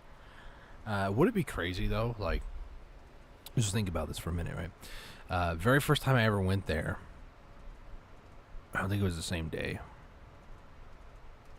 but, like, it could have been, where I did, like, a couple of hours in a day, and it was after, like, the third hour, where, like, the fourth hour was really good. I think that's when I actually got the 2 compass pieces that I have already, the Vodkan ones here. And I know they are, by the way, because I've looked up what the 3 pieces look like. Let me just look around here. It was on BDO Codex, looking at what the 3 pieces look like after you appraise them. And the 3 pieces, they are very distinct. I don't know if it'll show them there. No, they won't. Bum ba da bum bum ba da ba bum bum ba da bum bum bum ba da. Listen to this music way too much, guys. It's great music, very dramatic, very emotional sometimes, like the Valencia field music with a Spanish guitar that starts off. There's the Oasis. What was I saying? Oh, the 3 pieces of the compass, they're very different, and I did talk to the NPC before today's stream to confirm that those are 2 Vodkan pieces, and it doesn't highlight 2 different options. It only highlights 1 option. So I intend to get all 3 of the different pieces in my inventory, and then, like, in a live stream or maybe even just a video, just go and do that. I think a video would be better, like a 5-minute video, and just hype it up, make it dramatic, and then publish it, and then cry when I only get like 2 views. No. But in all seriousness, like, these are the sorts of grinds that people do, and these are the sorts of treasure items that people go for, because who doesn't want a compass to be able to teleport players to where they are whenever? Like, I personally like to help people. Recently, a guildmate of mine, I forgot he left a character at Port Rat. That could have saved me like 30 minutes of my time just getting to a party, send him an invite, and then he's on the main land instead of Port Rat, you know. Poor fella, you know. But anyways, the biggest thing about it is just the difference in, like the difference in, what was I saying? Like how a treasure piece works versus like the pity pieces. Pity pieces are a recent addition to the game, and to be completely honest, I think I'd only be with 2 pieces if it wasn't for the pity pieces, because Sherikon so far, I've gotten 150 pieces and no actual piece. So realistically, if it wasn't for the pity piece system, I'd probably still be at Sherikon to this day, and I still am for now. The compass piece as well as the maps do not have a pity system. Like, you know, get 100 of these mini pieces and then you can actually get the piece itself. It doesn't work that way for these. Health pieces or health potion or mana potion, it does work that way. Which is very nice that they are being at least a bit generous in that regard, because they didn't have to implement that system at all. So that being the case, treasure grinds like this one with the compass or the map, they're very unforgiving. You don't get as much, like, room for leeway, if that makes sense. You just don't get, if you don't get the piece, you just don't get the compass or the map, which is extremely inconvenient. But where's that portal from earlier? I could swear I went by it. This was the spot earlier. Did it despawn already? I swear I left my, I almost said horse again, my camel over there, and it was somewhere over here. Was it actually that part of the ground? I don't see it over here. I see this like discoloration right here, but there's also one further, but I don't think, I think it's just like textures not loading in properly. Yeah. Oh well. So the portal doesn't exist over here. We gotta find another one. Yay. Whew. So yeah, the only good thing about this, right, is that occasionally they'll do the treasure spot swap, if that doesn't really make a lot of sense. But, you know, they'll take the 2-car Elton and or 2-car Bolton and Elton. I keep mixing that up for some reason. They'll take them and throw their pieces to Gyfin Upper. So it's a more profitable place, for one. So if you're making money per hour, then that's a good spot to go to. If you have the gear for it, it really is a great spot to go to. It's 5-man though, which is the only downside. But you know, I did 1 hour today, got 500 million, and called it good enough. You know, that's also with a Tungrad belt that I could have sold for like another 100 mil or so. Tax is realistically like another 85 million, but I was like, it's fine. Probably smash it and then sell it if I get it to a try, or keep it for Tet, depends. But yeah, the biggest thing with it is that those alternate spot locations, that's one of the best ways to get these pieces, because one, the Crusher rotation on Gyfin Upper, Gyfin Upper, there's I think like 15 of them in a rotation, in which you can do in less than 5 minutes. Like, it's way faster, way easier, not as stressful or not as crazy, and you can actually go to the spot without having to find a freaking portal like I'm trying to deal with right now. So realistically, going to Upper Gyfin is way easier, way better trying to get that compass piece than doing this nonsense. Same thing can be said about the map. I think the alternate spots is Basilisk Den, I think, and Pilaku Jail. I haven't done a whole lot of research in the map, but ironically, I do have a piece already, and I got it when I was just doing the main story, and I think I went to check out Roud Soul for mine, and I got the piece to drop, and I thought about deleting it, but it is sitting comfortably in Calpheon, because from what I understand, the place you go to appraise the piece is in Florin, or somewhere around Florin, so Calpheon's the closest major city for the day that I actually get around to doing that. It is almost conveniently nearby, but that I'm not too concerned about with the map for now. I do eventually want to get it, just like the Merchant's Ring, but that's an inevitability that may or may not happen in my time playing this game. I want to. It'd be cool just to say that I have them, but it is not of concern of mine, if I am being honest with you. Where the heck is the portal at? I know I can go to Ackman. I'm actually quite close to Ackman, and I could go talk to him, give him a claw, go to Hystria, but I don't want to do that for 1 hour. Technically, I can make the money back, and even with like the 93 mil that I earned last hour minus the 50, which would be like 43 mil, technically that's still profit. However, I don't want to do that.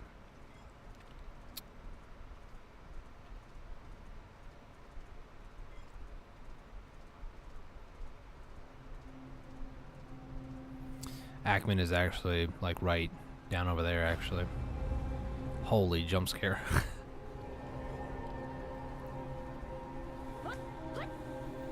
Come on, Carl, don't give up on me. I didn't give up on you. Nope, pillars.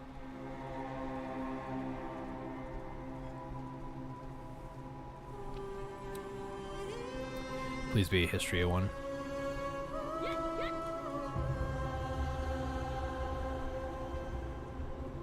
Is it Hystria? It doesn't look like it. It is not a Hystria one because it doesn't have the glow around it. That is an Ackman one. Not what I'm looking for. At least I'm pretty sure it's an Ackman one. Don't try to tell me otherwise, because I'm not going back for it. I will live and die by my stupidity.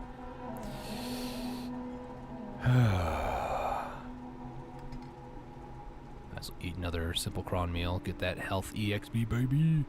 Which reminds me, no, not even like a third of the way to the 36.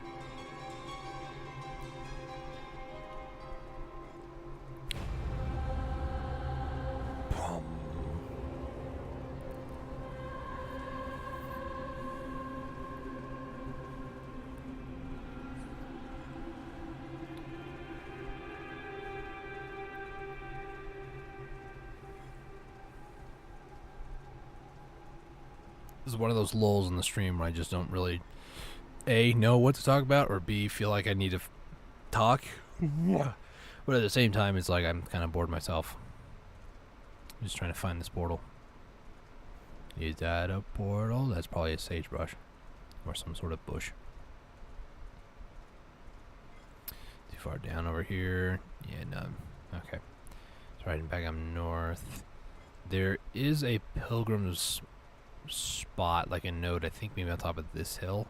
And to the east of that typically is where a portal spawns. Typically.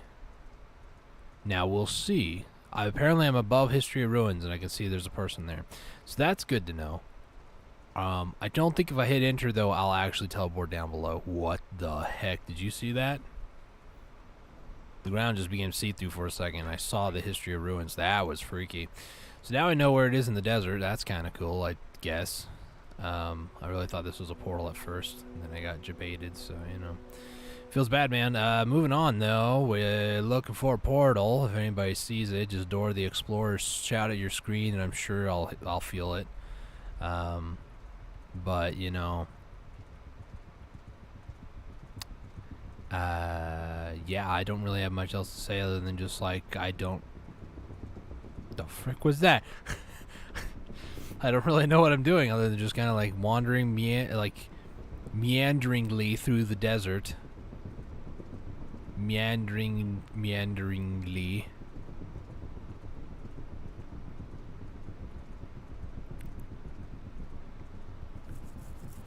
Getting to Hystria Ruins is one of the hardest things with that if you don't want to use a claw, which I don't want to use a claw.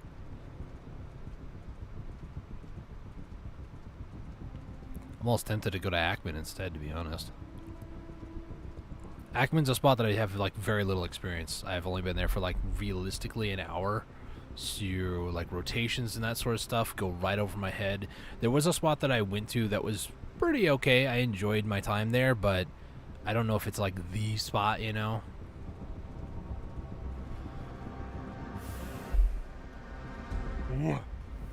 Ackman is also super confusing because it's just like a giant spiral staircase. And it's very difficult to find out what floor you're on and like how to get to the next one without like jumping through like gaps in the staircase and stuff like that. I was near Pilaku jail or Pilaku, it's over that way.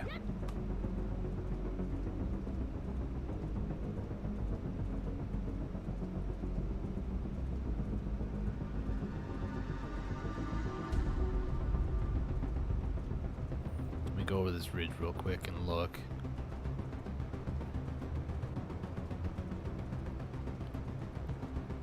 Is there any portals out here?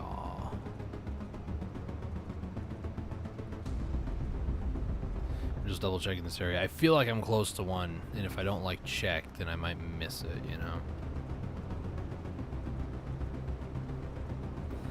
I don't see it nowhere, Governor.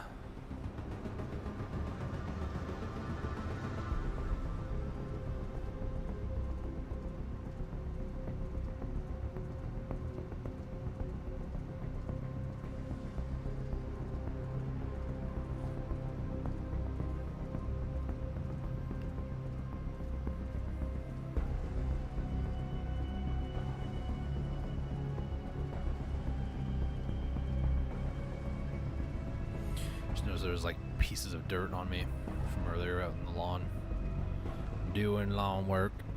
Anyways, I don't really have much to say, guys. I'm just kind of flabbergasted that I haven't found one by now. TBH.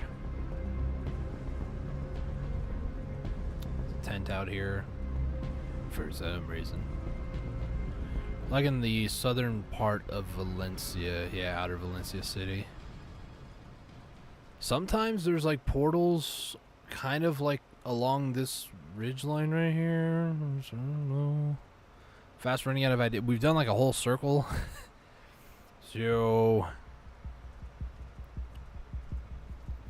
really don't want to go to Ackman and like give up a claw to go there for 1 hour. That just seems really stupid, but we might just go to Ackman if I can't find one here in a little bit. Hopefully if I remember where that other portal was, though.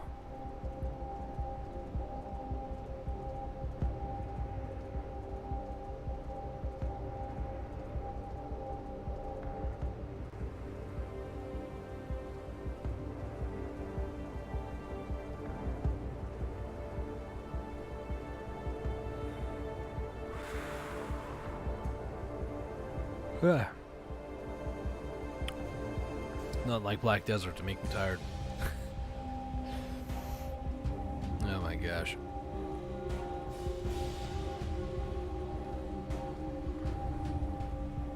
Yep, that was a critical damage from heat stroke apparently. Sorry if that's a little epileptic warning there, or like could cause shock. Not meaning to. Check over this ridge too, might as well.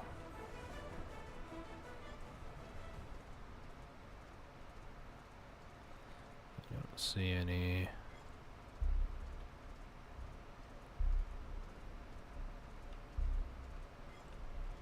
Still not seeing any. To the left, to the right. Is it really like no Hystria portals right now?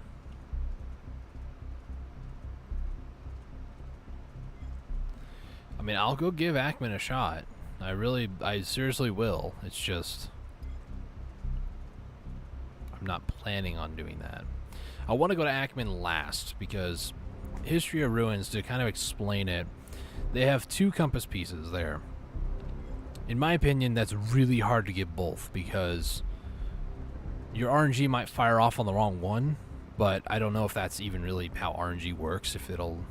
Because I feel like, in my time playing the game, I've gotten quite a few, you know, rare items and stuff, but I feel like the hours that RNG is firing off on the wrong things, you're not going to get the actual piece. Although I say that, when I got the 2 Vodkan pieces, I did also get 3 Tungrad necklaces in that hour. So it's either like... It's all random, really, but... If the RNG is firing off on, you know, some decent items, like when I was at Sherikons, for example, some of my low Dragon Fang hours, I was getting like Hoom crystals and Orkinrad belts and the pieces to make Orkinrad belts, and I wasn't getting the actual Dragon's Fangs. It's very similarly, when I did get Dragon Fangs, I didn't get a lot of other things. I may have gotten like 1 piece for an Orkinrad belt. Ooh, there's a portal right here. Or I would get like no Hoom crystals. So... it just feels kind of hit and miss. I know this is an Ackman portal, but at least I believe it is. But we're going to go check out Ackman then, because I can't seem to find a Hystria one. I'm not wasting a claw for just 1 hour at Hystria, so we'll just go take a look around here. I do need to track a certain mob here that I don't have tracked right now. The mob I'm looking for is the Ackman Elite Guardian, and according to my chart here, Tukar, Balton, Elton, and the Vodkan pieces. The Vodkan piece is this one here. It's the same exact as the Ackman Elite Guardian, whereas the Tukar, Balton, and Elton is actually a lot less. I think it's the same exact. So, while we're here too, so the map, Lava, Tukar, and Devour, they're even less than the Vodkan, and this technically, no, it's not way less than the, okay. This one, though, is way less. No, it's actually more than... So all these other pieces are way more than this one compass piece here. But the Pilaku Jail, you need 2 items from there. Iron Fist Warder and the Sordid Deportee or Basilisk Den. And then the other one is Lava Tukar, Lava Devourer, or Taftar Plains, which is Centaur, which is these horrendous creatures during the alternate drop events. So the piece that we're going for here at Ackman is actually this Ackman Elite Guardian, and that one actually takes place alternatively in Elquish at the Kartuga, which I've never been to as well, or the Spearmaiden Wolf Spearmaiden, which the main rotation at Thornwood, there's a lot of them, so I don't know how many mobs I'll get here. So Ackman Elite Guardian, yep, we are actually in Ackman. Ackman Elite Guardian, let's see, Elite Guardian, Ecology, Valencia, Ackman Elite Guardian, track them.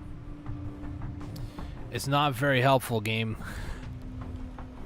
I need to kill 1,000 Ackman before I even do that. So this is Ackman. If you've never been here, there's this giant staircase that goes down to the pits of Tartarus, it feels like. And it's extremely difficult to navigate because I don't know this spot all too well. There's mobs and such. Where's the Elite Guardian? Elite Guardian are these... No, those are Watchers. The heck are you doing? Oh, they're Airbenders. Aang? No. But yeah, there's... Watcher. There's Ackman Guardian, but not Elite Guardian. What are you? You're just a...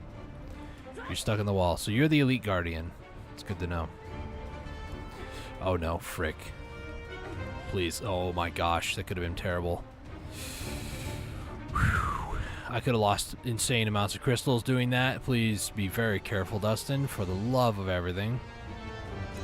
So these Elite Guardians are these guys here. And much like everything else, they just kind of evaporate very quickly. I'm terrified to do much here now because I really don't want to fall the... Afawaru. Afararuru.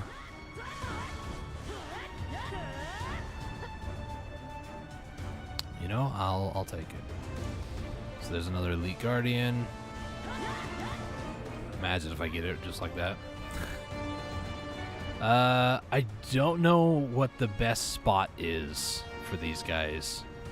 It's hard really to tell who is who in here because, you know, I got these subjugation missions, so I can't really see the tracks. So there's one there, there's two there, three there, four here.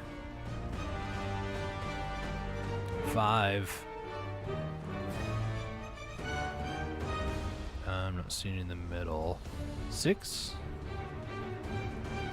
7, 8. So there's 8 in this room.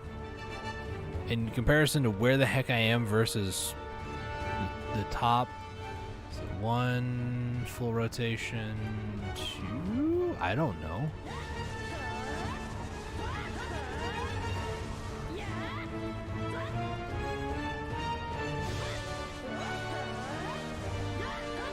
I feel like I'll overclear this area for sure. We'll give it a little bit of an attempt. There is a spot, but it's I think much further down on like the entire thing, to be completely honest with you guys. I'll turn on the extra drop rate here.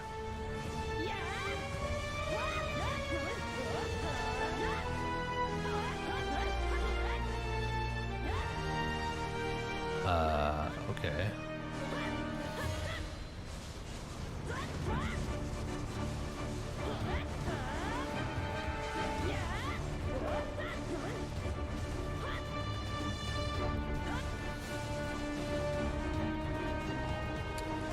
Spin it.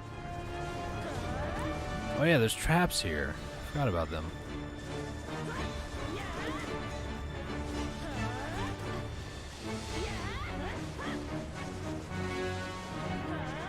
There's like these traps that'll just stun you. It's great, man.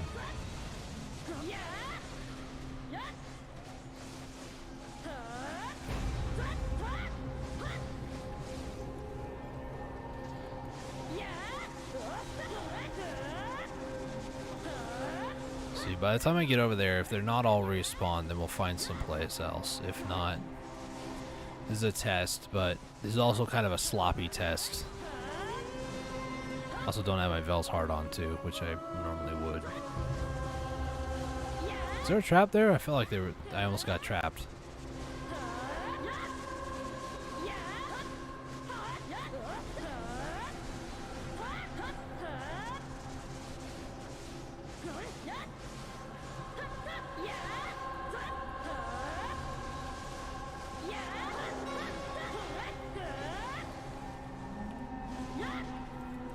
That was a sloppy rotation, but they're not respawned yet, so we're gonna find somewhere else. There's an Elite Guardian here. Only gotta kill if I see like Elite Guardians. Is this the spot? Why is there just a giant hole in the ground there? I'll just kill Elite Guardians as we go along, I guess? I don't know.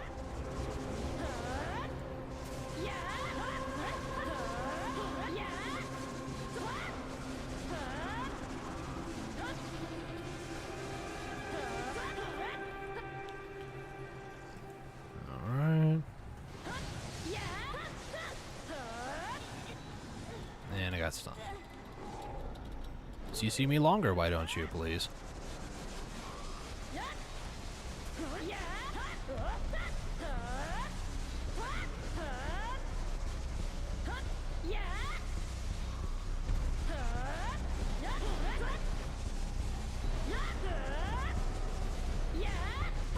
Oh, so there is an event here too. Hidden Dark Energy Condenser was activated and it's collecting dark energy. So this thing, you just gotta kill it. And then it just weakens mobs nearby, I guess. I don't really know how this event really works. So...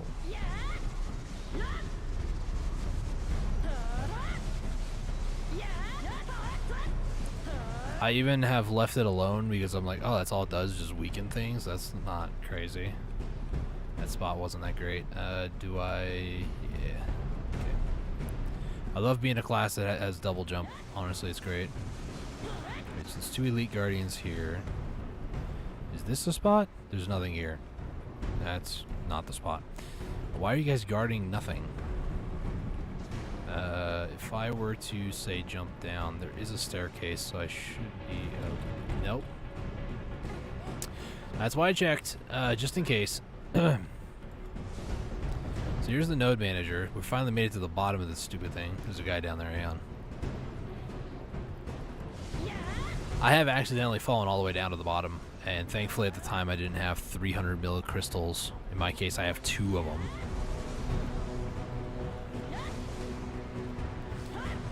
Where'd the big guy go? He's on the staircase. Come down here, dude.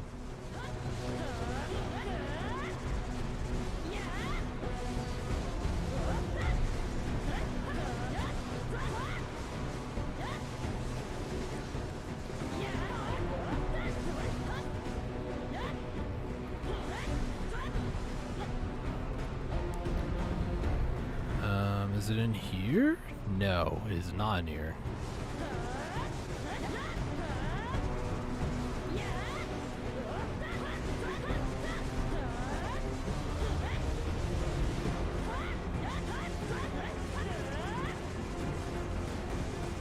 Freaking airbenders, man, jeez.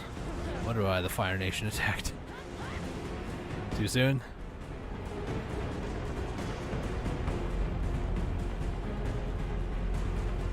Is this the room? No, it's not the room. I'm passing by all these guys that actually dropped the piece, so I'm trying not to, but I'm just trying to figure out this place.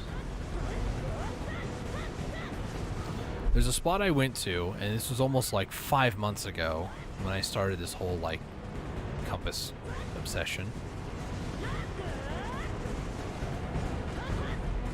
And I can't remember how I got there.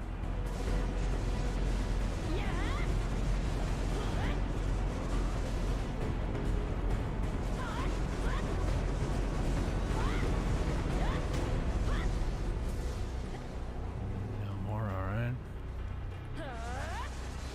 There's 3 Elite Guardians in here, so these are the guys that dropped the piece. It's good to know that they're there. This is it? No, this isn't it. There's water here. It was a room that kind of looked like this, though.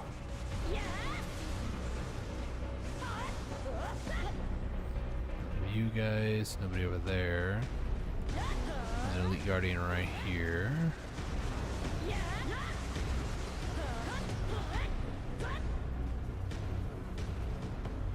The room looked exactly like this, but there was no water, so it's probably a floor above.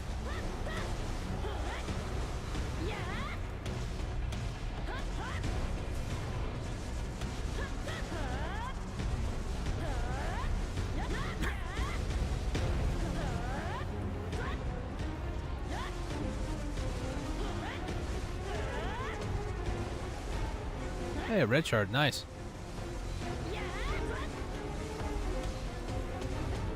I should probably, hang on. Place on the ground, of course. Let me go ahead. I'll buy that for an hour. We'll just, whatever I get is what I get. I'm not all too picky about hitting a certain amount of junk loot per hour. I just want the extra drop rate for right now, so I guess I'll hit that as well. So it's gonna be above the node manager. I know that much for sure. There's like a full floor above. This room does not look familiar to the room that I'm trying to find. There are some elite guardians here.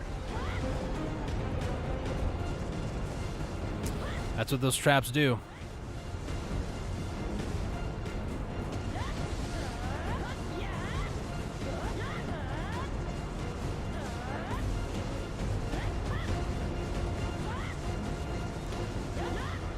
Give me that junk loot.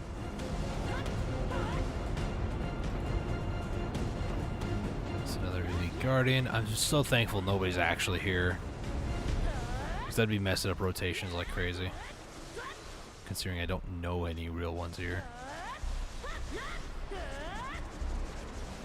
Hey, Punisher knowledge, nice. And I know some people say, go to the Marty zone. The thing is, I don't know what floor it's on. Unless it's on every floor, I don't know. There is a post, like, when they introduced it, and, like, it'll show you how to get to it. But I don't know where that is. It's a Guardian. It's an Elite Guardian right over here in the corner.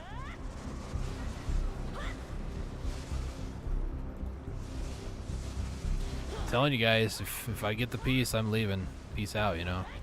Call it a live stream. Thought I saw another square on the map. I got scared.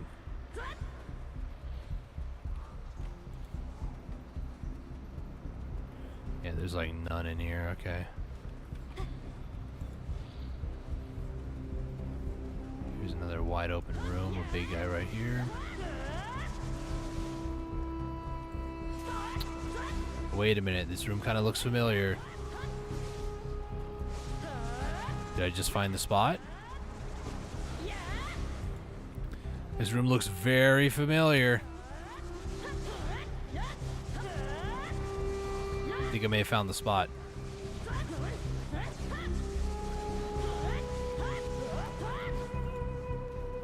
I don't know if it's the best spot, but it's a spot.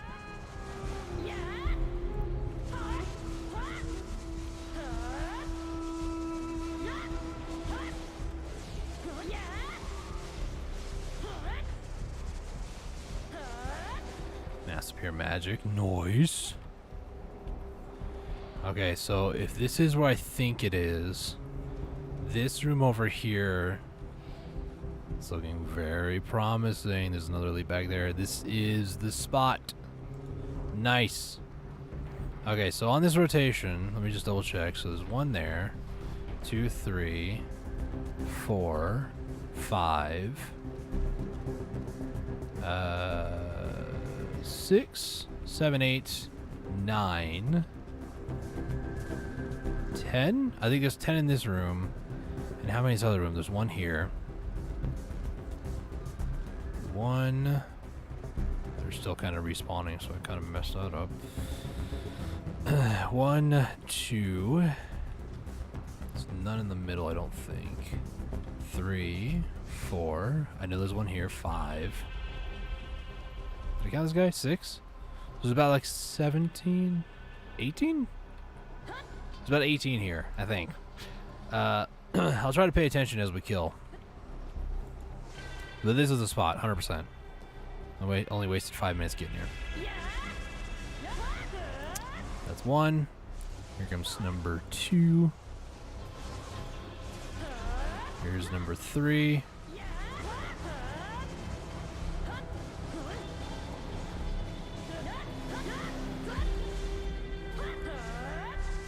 Four. Here's number 5. Actually, this might not be the spot because there's usually some mobs there. Oh, 2, 5. I've already forgotten. 6.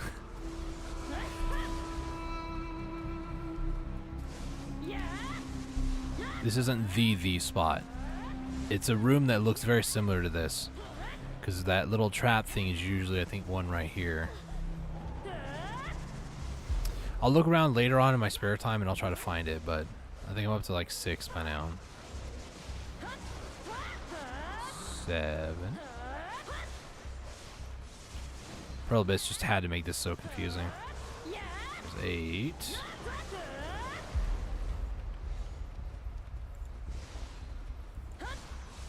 Nine in the middle of the hallway. Oh, wait, I thought there was 10 in that other room. I am definitely paying attention, guys. Hope you guys are too. Stop with the traps.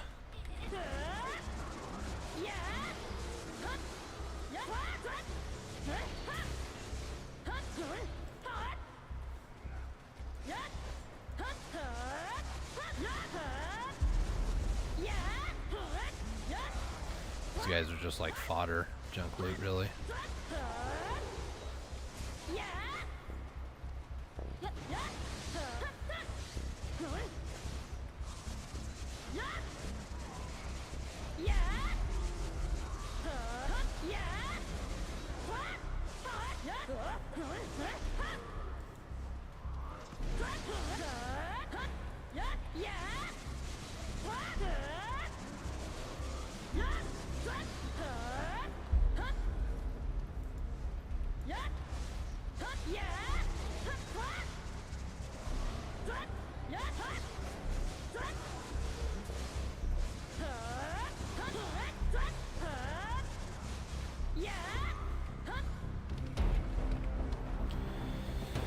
Alright, so this one in the middle didn't respawn.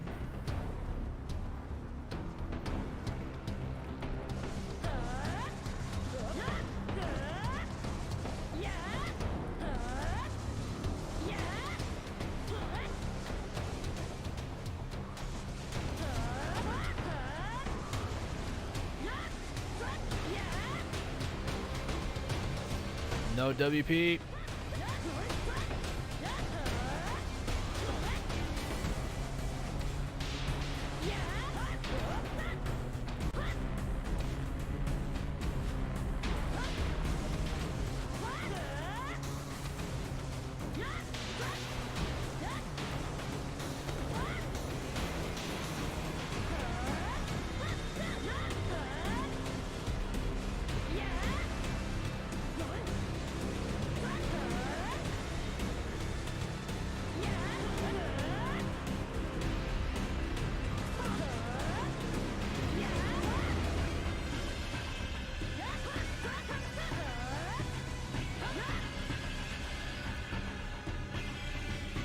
This guy should be respawned here.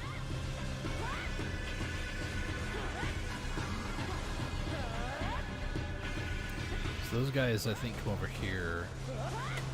If I get stunned by this trap, yeah, that explains why they were in the hallway, because I actually killed them over here.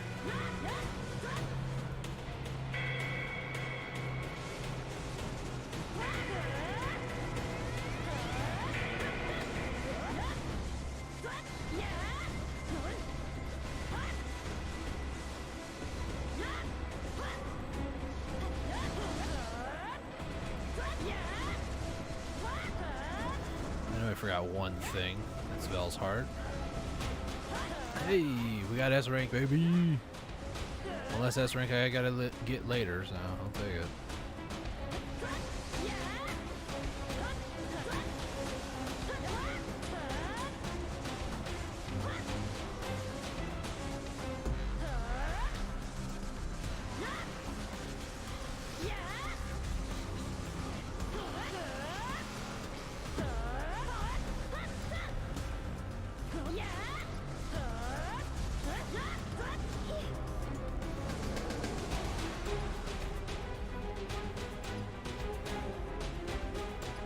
Respawn, which is alright, I suppose.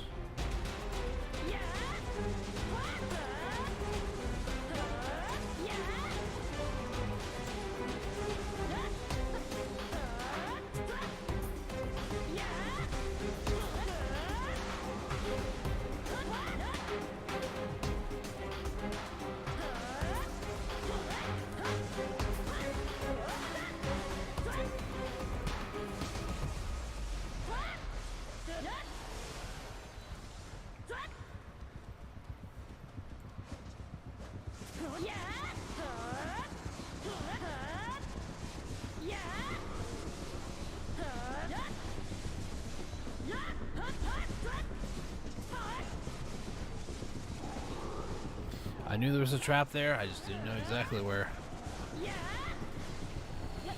Okay. Yeah, it's not a bad spot. I just don't think this is the spot, like I said. It's not that I'm directionally challenged, it's just I haven't been here long enough. But I could be directionally challenged too. Are you considered directionally challenged if you don't really know where you are? Because it's not familiar? Is that how that works? Or is it more like you know where you're supposed to go and like how to get there, but you're not sure how? Is that what directionally challenged? I don't know. It's kind of more philosophical things. These are the weird random thoughts that go through my mind, guys. Especially late at night when I'm trying to sleep. More so, what goes through my mind at night, though, is more like, you know, more the philosophical question of bacon and eggs or bacon and sausage. Or like sausage and eggs for breakfast. That's the real questions. Pondering life's real mysteries at night on an empty stomach. Moving on, though.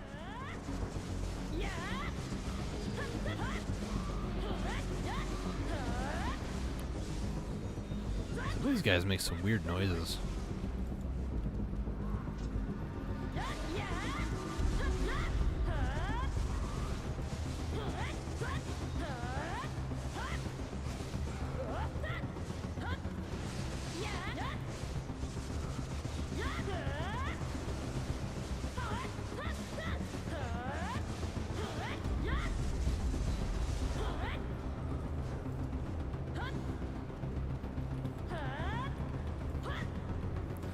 These guys are not respawned yet.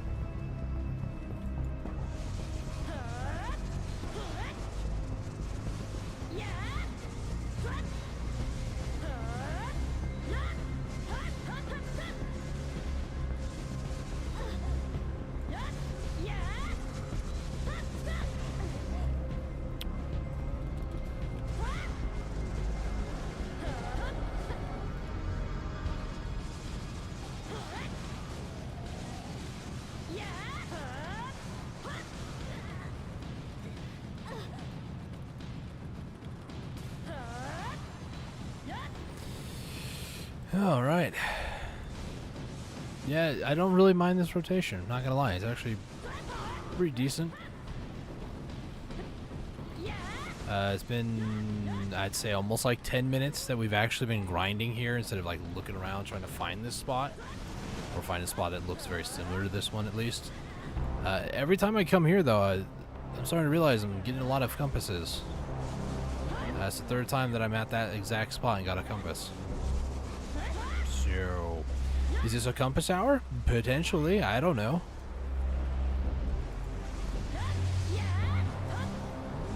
And then the compass piece drops right now. No. Imagine.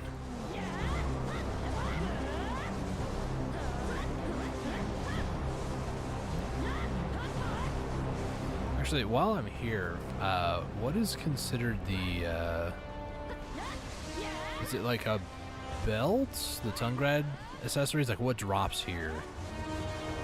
I think it might be belts.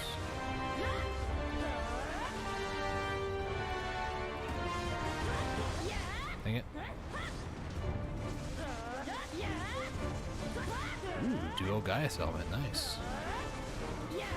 Not sure if he's like trying to enhance it or fail stacking, but you know, nice. Ackman Temple, can I... It won't let me like click on it to, you know, item drop, Monster Zone information. Ackman earrings, and then these that also create earrings. Okay. Margaret Secret Organization. Bolero? Is that the... Is that the who the heck is Bolero? Is he the node manager? Well, I would wager a guess and say that he is. How come that one hasn't respawned yet? That's weird. It's like he takes longer than most other mobs to respawn.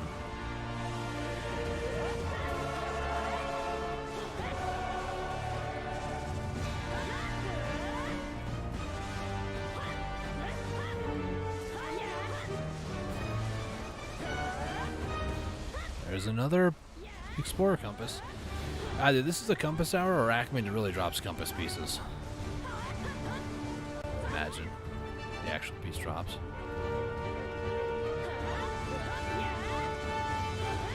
There's just compass piece rich over here. Piece drops. Fantastic.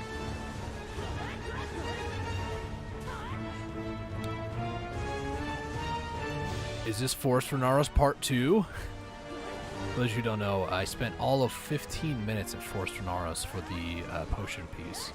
I was checking out the spot and just kind of like grinding, getting a feel for, you know, kind of a rotation there. And the piece dropped. My character did a little dance, and I was like, all right, pack your bags, boys. We're leaving. We done here. And that was it. Now, I'm not getting off scot-free because I'm actually getting a second health potion piece, or like a full second health potion. So I do need to grind Forest for Naros. Unless it wants to be nice to me again, I'm probably going to have to grind it until I get 100 pieces. So there's that. I thought my struggle for a potion was over, but yeah, I'm the crazy person who wants a second one for a Dark Knight. And truth be told, I have 2 of 3 mana pot pieces. The only one I'm missing, I believe, is Manchong. I have 3 from the Vern Step from the alternate treasure place when I was actually power leveling to Guru 1 hunting. And then the other thing, which was the Hystria Ruins. I have 2 pieces from there. So I got one a long time ago, and that's what started my potion grind. And then the other piece, I was helping somebody do a weekly, and I told them, hey, you know, you should probably change this to party leader only. They're like, well, what if you get the piece? And I'm like, I don't need it. I already have one. And then they're like, no, it's fine. I'll just leave it the way it is. And then less than 30 seconds later, I kill a mob hack. My character dances, and I was like, well, got the piece. And they're like, are you for real? I was like, I told you, you should have done it. Like, yeah, I should have. I had my pets on, so I couldn't like loot and then like check it. So I don't even know what mobs drop the mana potion piece over at Hystria, to be completely honest with you. I never looked into it. It was one of the first pieces that dropped Mark Thanen's Gland, and I was just like, cool, it's infinite mana piece, or a mana potion piece. And I was like, sweet. I wonder if there's one for a health potion. I looked it up, and I was like, oh my gosh, there is. So that the rest is history, you know. I just need some Manchom pieces now. If I get 2 at Manchom, I essentially have 2 potions. And I might, if I wanted to get lazy, like real lazy, I could have a mana potion on my Kuno, even though it's WP. There's like 2 abilities that I use to restore it, and each one is completely broken and just like restores it completely full. So, you know, technically 3, but you catch my drift. I don't need it for my Kuno. It'd be overkill, but it'd be kind of cool to have. It's like flex on anybody. See, look, I got a mana potion on a character who doesn't need it. My Dark Knight, on the other hand, does need a mana potion, because there are some times where if I combo correctly, I don't need it. But there are times like I could replace maybe a skill add-on that I might have that replenishes MP on hit to something else. Also, I should not have collected that, because then I can actually see how many guys are here, but oh well.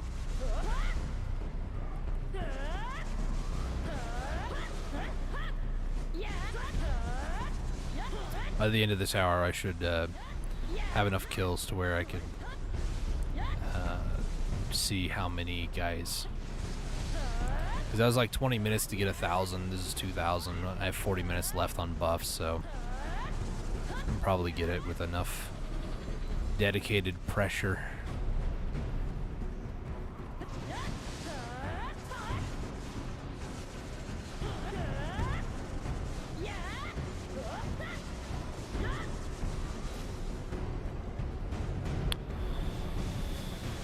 Okay.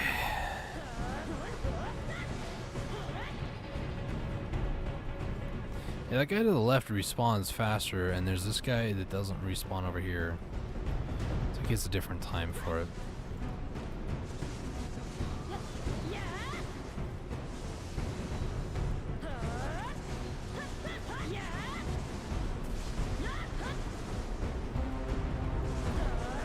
Not all too concerned about like clearing mobs all the time. I might get this way at Hystria, to be completely honest, just go for the elite mobs, but each one of these ones that I'm passing that I'm not killing could be like an earring, or could be like a shard, or like a compass piece and stuff like that.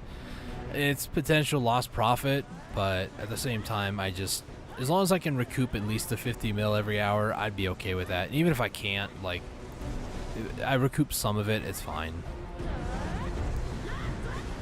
You know, if I was really pressed to grind for money, I can always go to Gyfin Upper, save my Agris for that.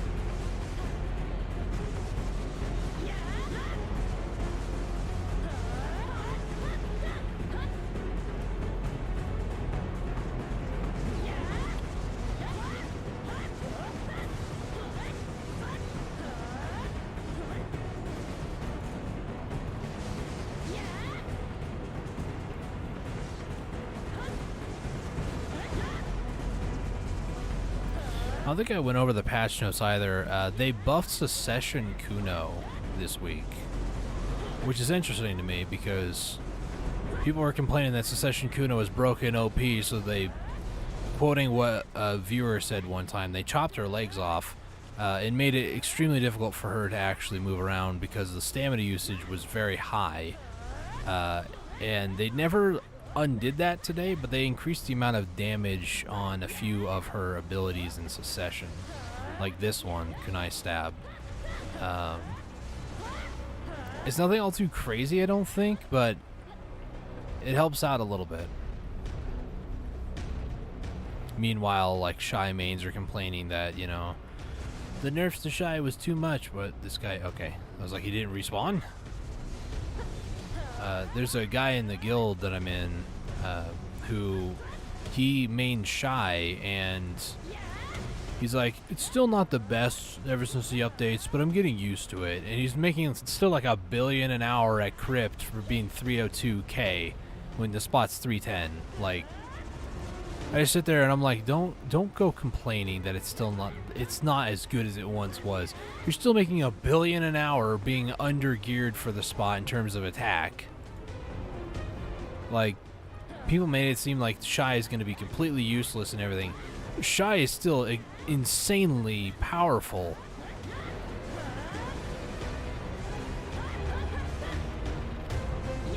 Granted, I would love to see a Shy, you know, roughly at my gear score do some of the things that I do, because I guarantee you a Shy will be able to go to Gyfin and get more money per hour at Gyfin Temple, the underground area, more than I am at my current gear score, about 290 AP, 381 DP. So it's single target units that Shy really excels in, and Gyfin Underground is exactly that sort of a spot. Whereas my class that I'm playing, Awake Kuno, is more of a PvE, like AoE instead of just a single target. Secession is more of a single target damage dealer than anything else. Very small, like, AoEs and very small cones in which to do the damage, versus Awakening, there's a big area of effect for most of her attacks.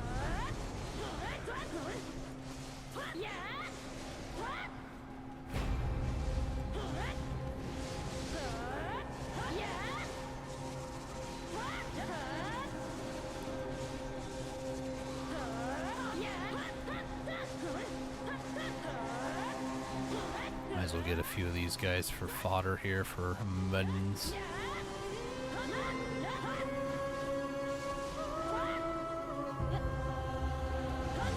Yoink, yoink.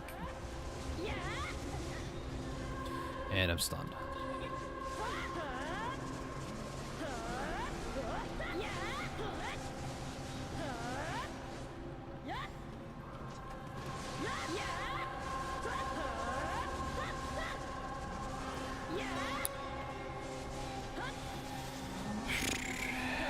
A lot of scrolls. 4 compass parts? Really? Wrong compass parts, but I appreciate it nonetheless.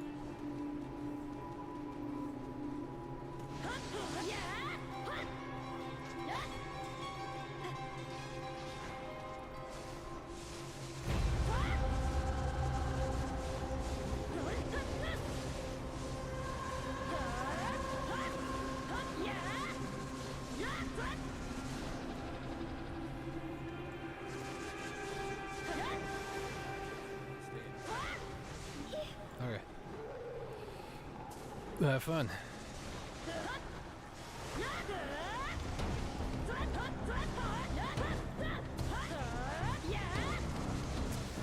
All right, then. I almost started maybe like, guys, it's been almost 30 minutes. I don't have the compass piece yet. Oh gosh. Imagine though. You know there's some guy out there, or girl, some gamer out there who's like went to one of these spots not knowing anything about the piece or even knowing about the piece, and within like 20 minutes or like maybe even the first mob pack they got it. You just know. I'm proof of that with the Forest Renaros. Less than 15 minutes.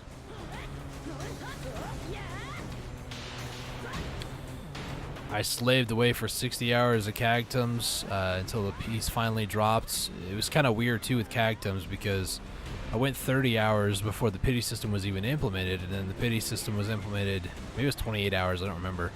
But it was like 58 hours in total, and the piece dropped at the 58-hour mark, 58 and a half, I think. So about 60 hours of Cagtums. Shurikens with the pity system, I went for 40 hours and got 100 pieces. So it's possible that I could get the. Oh my gosh! Did you see that in the loot feed? It was Caphras junk, Caphras junk, Caphras junk. It's pretty nuts. But yeah, it's just, you know, there are people that just, they approach the location and they hit like 1 or 2 mobs and they get the piece and like, oh cool, we're done here, and they don't know anything about it. You know, they might have casually heard about it, or maybe like people who did a ton of research and prepared, like, this is gonna take a very long time, I'm not gonna get it anytime soon, and then just boom, it drops and they're like, what? Like, they're beside themselves. What do I do now? I went through all this prep work to not do anything. 'Cause that's kind of what happened with me with Force Naros. Did all this research. I was checking out the spots to see how many mobs would be there, how many rotations that I would do in an hour.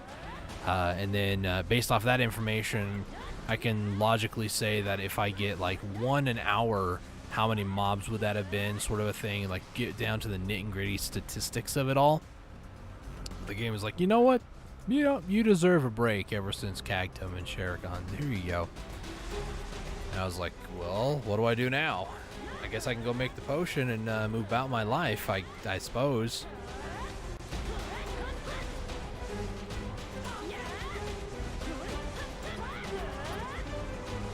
And I never said that I was completely done with those, because I thought to myself, there might be a day where I might want a second one, or maybe like a lesser HP potion for boss alts, because it's very helpful for boss alts to not waste any more money.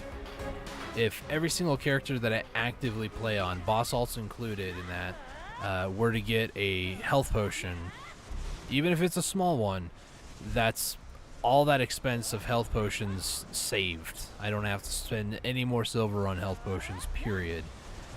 I wouldn't even mind getting maybe a 3rd full potion just for seasoned characters, so that way while going around the world I don't have to worry about health potions at all. It would also be kind of nice to get a mana potion just in case I create a class that needs mana potion, or maybe I don't want to deal with the WP or SP or whatever the Shais use. Is that... I don't remember what it is.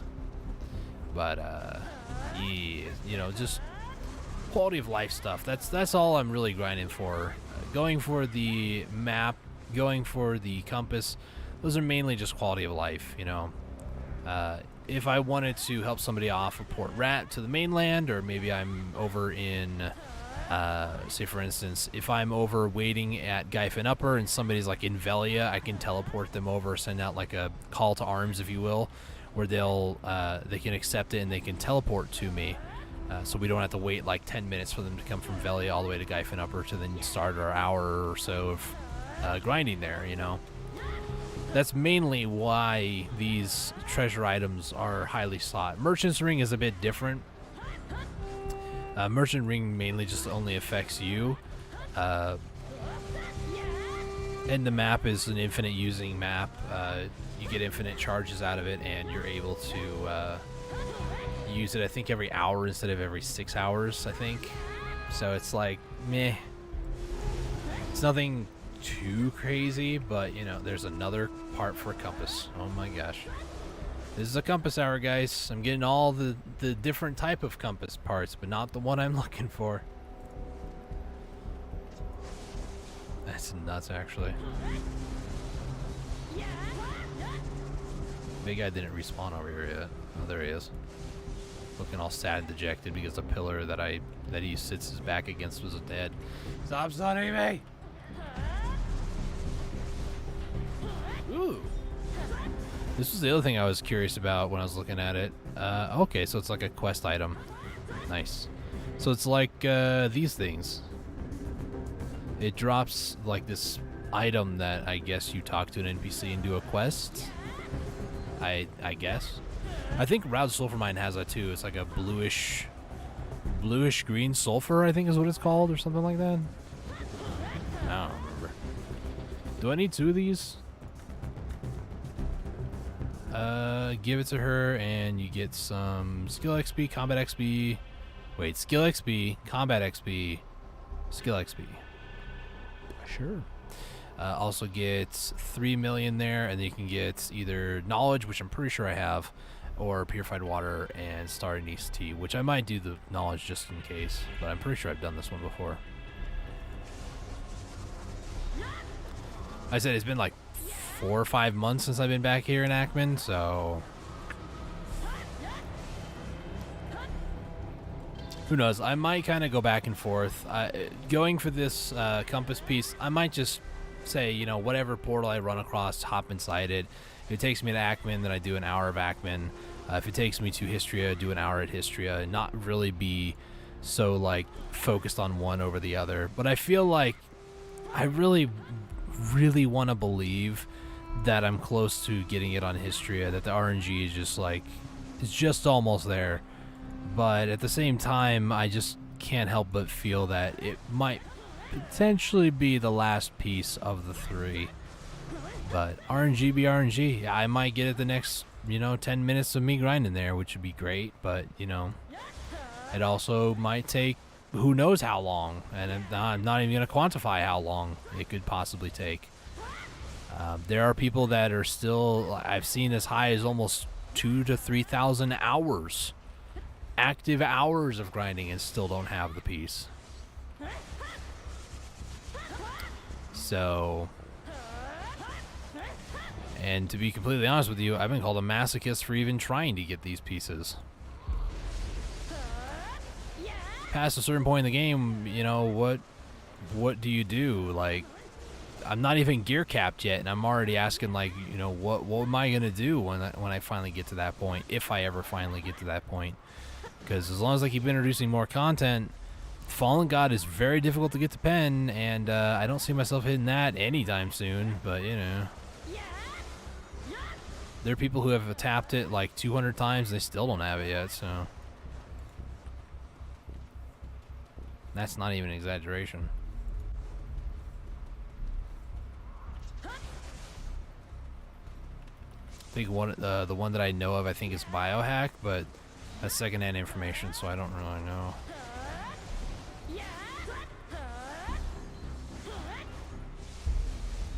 I found out that a lot of people in my guild and just in general don't like biohack, and I'm like,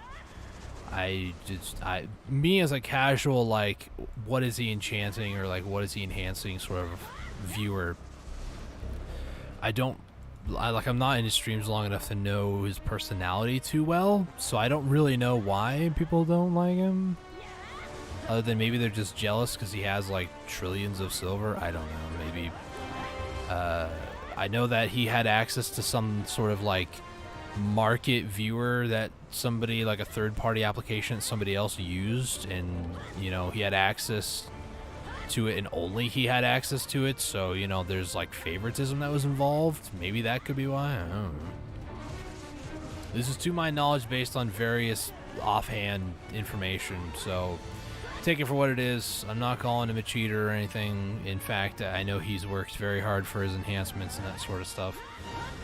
His fail stacks, I mean, he's one of the people who just enhance for a living in the game. They just tap just to hope to get a ton more money, and without people like him in the game, people like me or some of my guildmates who just straight out buy the stuff, we wouldn't be able to buy the stuff, honestly, because he's putting in the hard work and dedication to enhance the gear that then gets sold. And it's not just biohack, there's also others like Salt, who I do watch from time to time on Twitch. There's other people too that also enhance for a living too. It's not just like 2 or 3 people doing it, but I don't want to discredit or leave out the other smaller, not known streamers or content creators like myself. But yeah, it's one of those things, you know. If you're known for something, you're known for something, and if you're not known for something, well, you're just not known. And getting that sort of like organic growth, or just getting your name out there, your image out there, it's hard. It's not easy. I could be doing so much more to get my name and my image out there, but I'm just lazy. Not gonna lie. I'm not gonna try to sugarcoat it and be like, well, you see, the algorithm works again. Nah, it's just I'm lazy. Although it might work against me, I don't know. Mainly the other reason too is it's mainly because I don't do anything too popular or too crazy or cringeworthy. I think it's a pretty safe bet. I get weird from time to time, but not like just what the heck am I watching cringe, you know? And if I do try to do that sort of stuff, it's definitely lighthearted and meant to be perceived as a joke.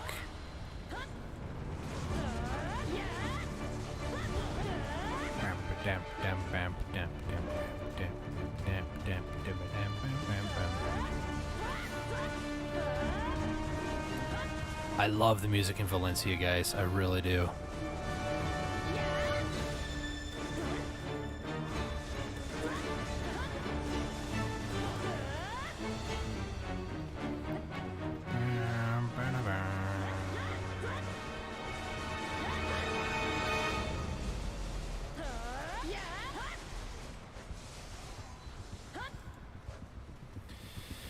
Alright, 20 minutes left to go. I don't think I'm going to kill 2,000 mobs in 40 minutes, because it's been about 20 and I've barely gotten 1,000. So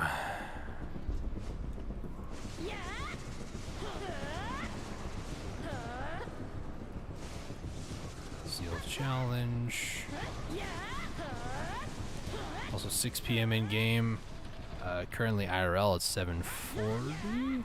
50 actually.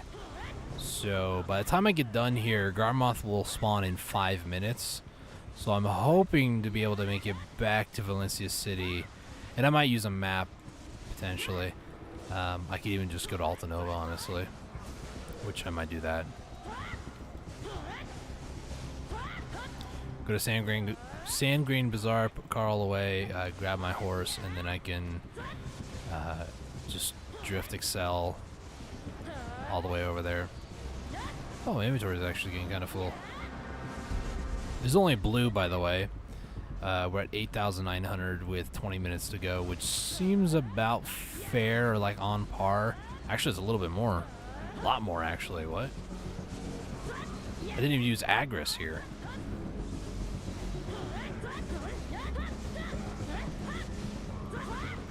$8,000. These guys just drop more, or is it just like there's a lot more enemies? There's a lot more enemies for sure than Hystria. I think the junk loot is about the same though, price-wise. I don't know for sure, but I would imagine they're about the same. But I don't know. Let me take a look at that here in a second.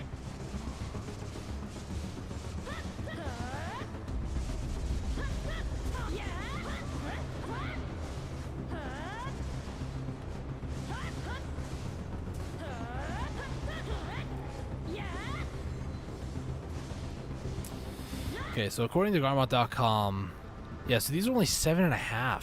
What in the? Hystria Ruins is like 15K, which that's terrible actually, because there's more mobs here, but that doesn't really mean anything.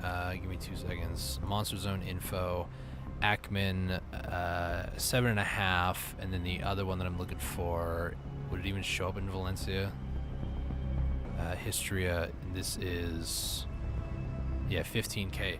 So it's, you get more junk loot here, but I would need to match what I did at Hystria. I would need twice as much junk loot, which I don't remember how much I got over to Hystria, to be honest. So I might have to take a look when we're done at Hystria's run to see how much I actually got over there. I don't know.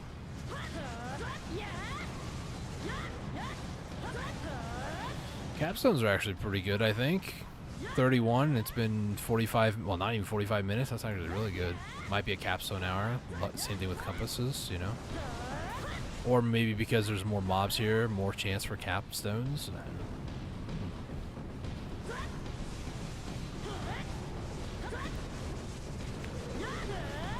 Okay, so I'm gonna go ahead and put maybe like 4K away.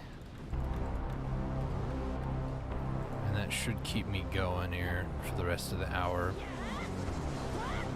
The idea of that is when I get done, hopefully those storage made butlers, one butler actually, will be off cooldown, and I will be able to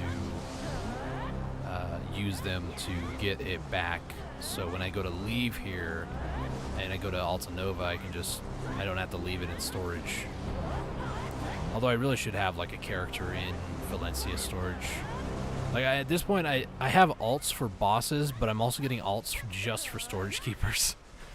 I have a few in Calpheon that I could move, one to like Ailton and one to I have my guardian in Grana,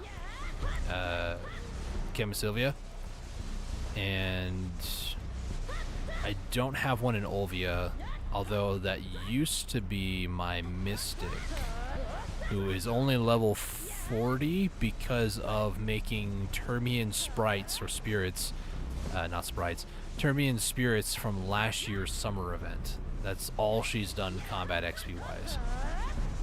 Well, I guess I also beat up a bunch of Papus this year during this year's summer event. So, and you do get combat XP for doing that. So yeah, she's only level 40 because of that, which I'll be honest is quite impressive in and of itself. But yeah.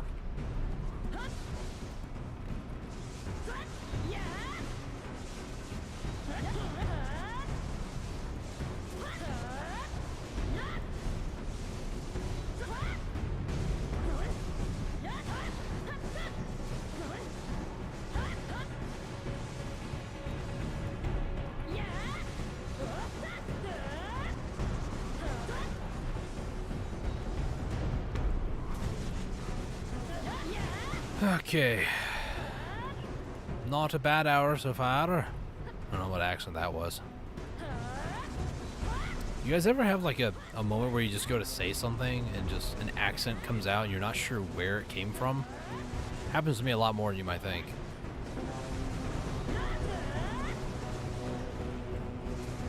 in recent times I've had a better time controlling it, but man, is it easy to do.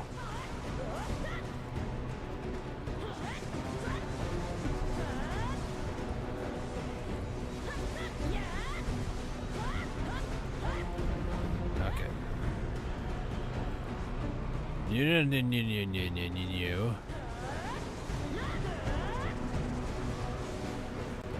Also, I'm kind of curious, but I really should stop interrupting my rotation here, but, you know.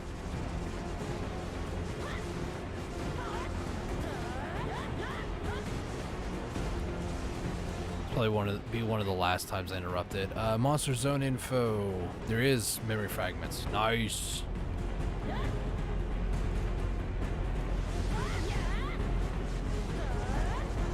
I'll be here at least until getting that. Not tonight, but I want to do these subjugation missions because the extra, oh my gosh, that is what, 5 now for the hour? Game, I appreciate that you heard me say compass piece, but this isn't the compass piece that I was referring to.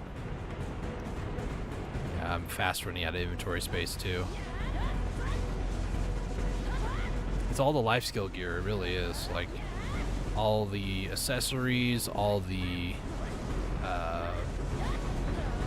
clothes, the different matchlocks and fishing rod that I have with the bobber. And then past that, it's just all the buffs that I have, both for life skilling and for combat. And I know I could put that possibly in family inventory and use it there, but I just don't have that much family inventory slots, and I refuse to buy anymore, to be honest. Because if I'm going to put stuff in there, then I might start buying like the family LT and everything, and I just don't want to have to deal with that. I'm not pay to win in this game, so. And like I said, I don't think pay to win is worth it, to be completely honest. Yeah, getting like 4,000 LT is nice, and you know, being able to just grind for like 3 hours before having to go and put stuff away, and then having like 200 maids to move items. It's all nice and convenient, but nah.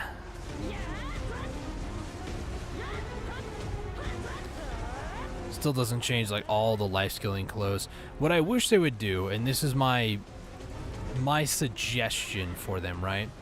They're introducing gatherer's clothes to have DP soon, according to the global patch notes. It's going to be the equivalent of like hunting clothes. The main reason for it is that sometimes when you're out gathering, you need that extra DP to stay alive. And that's true. In Navern Steppe, for example, going for the potion piece, you know, there's blood wolves, or not blood wolves, but like feather wolves that are there, and black panthers that would just rip you to shreds, or griffins that would just absolutely annihilate you. So what a lot of people have to do is they have to rely on like a friend or maybe a guildmate or a relative, somebody else to be there to kill the mobs for them while they tan. So by implementing that DP to gatherer's clothes, you basically are eliminating the middleman. You could do it all completely solo, which is interesting because they always talk about wanting to do group content, but yet they are making it easier for players who are doing solo content. It's weird to me. Whether that's actually their intention or not, I don't know, but it's going to be an undesired consequence or like a side effect if that's not what they're actually going for.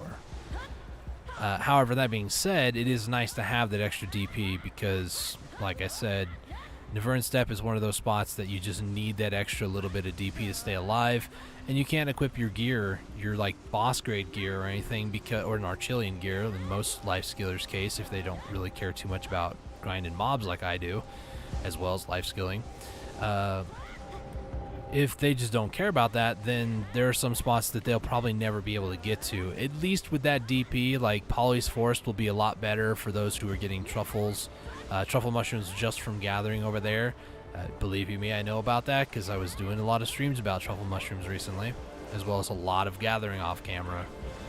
So realistically, it just makes it a lot smoother. But what I wish they would do, and this is something that, you know, Pearl Abyss, if you guys do, please credit me. You know, make my YouTube channel a little bit more famous than it is. Thank you. Appreciate you. Love you. Love your game. Thanks, Radhikav, for doxing my server, dude. Jeez, rude. Just joking. The what I wish they would do is when you hit I and open up your inventory, you know, you can see all your gear and such, right?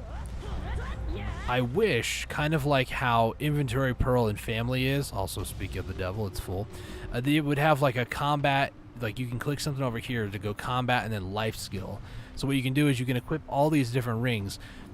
You know, it's kind of weird to say you can equip 4 earrings, but you have 10 fingers. Why do you only have 2 rings? Just saying. And you can have like different, instead of like a belt, you know, you don't have to really explain why your character's wearing 2 belts or like 2 necklaces. A lot of people wear multiple necklaces, just saying. But 2 belts is kind of weird, but then, you know, who really needs logic? Because you can only wear 2 rings in this game out of 10 fingers, you know, it's just saying. It would be kind of cool because then you can keep boss grade gear on. But say if you're also like hunting, for example, the hunting mob would prioritize your hunting gear, not your boss grade gear. And it would have to be like a different... I understand why they don't do that, because if somebody were to attack you, it would lower durability on both. But if you can get it to where it only lowers durability on boss grade gear, or like your combat gear, not your life skilling gear, then you're clear. You know, you can do both and have both at the same time. That way you don't have to worry about constantly changing out from combat gear to life grade or life skill gear and vice versa. It would be very convenient, but albeit tedious on the developing side to figure out how to do that. But technically the system exists in some regard, because if you go to actually attack with your boss grade gear and all your like combat gear, if you try to attack a huntable mob, it will not take damage. You have to use a matchlock for that, which means it is looking for a specific ID in terms of damage like type. So technically the system kind of exists, it just needs to be expanded upon to include life skilling gear versus normal gear. Plus it would be kind of weird if you're able to like move back and forth with a matchlock while also having your combat gear on. It would create situations where you could get a bunch of extra benefits from having a full set of gear, like crystals and all. You can get like a combat gear that has a bunch of like weight increase and crystals on that combat gear, like maybe a Kriya helmet or something, whatever it is, I can't remember. But you could like min-max and get a ton more LT from just like crystals or like maybe energy recovery or stuff like that. From combat gear that you can't right now in the game because it's perceived as being broken and OP and shouldn't be in the game. If you normalize it though and make it to where it's not so crazy, then sure. But I don't know. I don't know how you would want to, or how you could do that. But that would be my suggestion: is have like an extra tab that you could put all your life skill gear on, and you wouldn't have to change out every 2 seconds. Especially if you're like gathering deer meat and all of a sudden somebody comes along and kills you when you don't have any defense whatsoever, or in the event of maybe you're out and about, I don't know, maybe for some weird reason you're like out in the middle of nowhere fishing, and then somebody comes along and just nukes you because you don't have any combat gear on, but you're like actively fishing. Imagine how weird it would be if they went up to like hit you and all of a sudden you're not just a one shot, but then you like quickly swap back to combat stance and just like completely nuke them, you know. Like technically stances are in the game. You have your idle stance or your standby stance, and then you have like your weapon out, you know. You can hit tab to move your weapon and stuff. Like maybe they could make a UI feature where you just like click on a button or something, or maybe have a different hotkey to swap back and forth between life skill and combat stance, you know. That'd be kind of cool. Just spitballing here. I'm not like asking them this is how you should do it, but you know,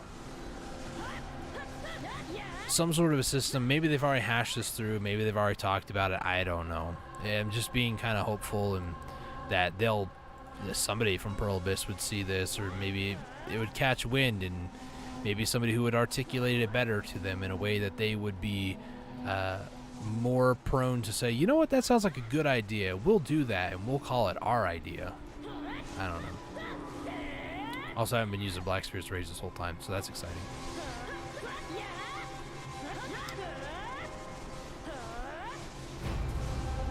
Wow, that extra, like, attack casting speed from Black Spirit's Rage is insane. Yoink, yoink, yoink. 3 more minutes and then the hour is up. From here, like I said, we're going to head over to Sandgrain Bazaar. When we leave this spot, it'll take us to Iblibliab Oasis, and then from there we'll head over to Sandgrain Bazaar and put Carl away, get my horse out, and then head over to Altanova. So that way I can like take care of my inventory and such. Which I'm surprised ever since getting full slots that there's been no like, there's no slot for this.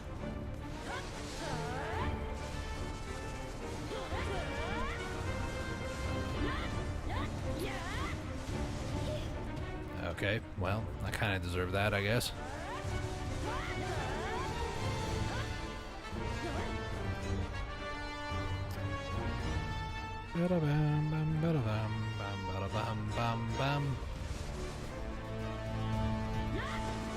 I mean, heck, I might even just stay here just so I can try to find the spot, to be honest. Just swaps my Garmoth alt in the stream and then just, like, figure this out. But now, I'll be back at Ackman at some point in the future, I just know it. Now, let's look at the compass piece right now. Now, I'll probably still come back. Getting those memory fragments are nice.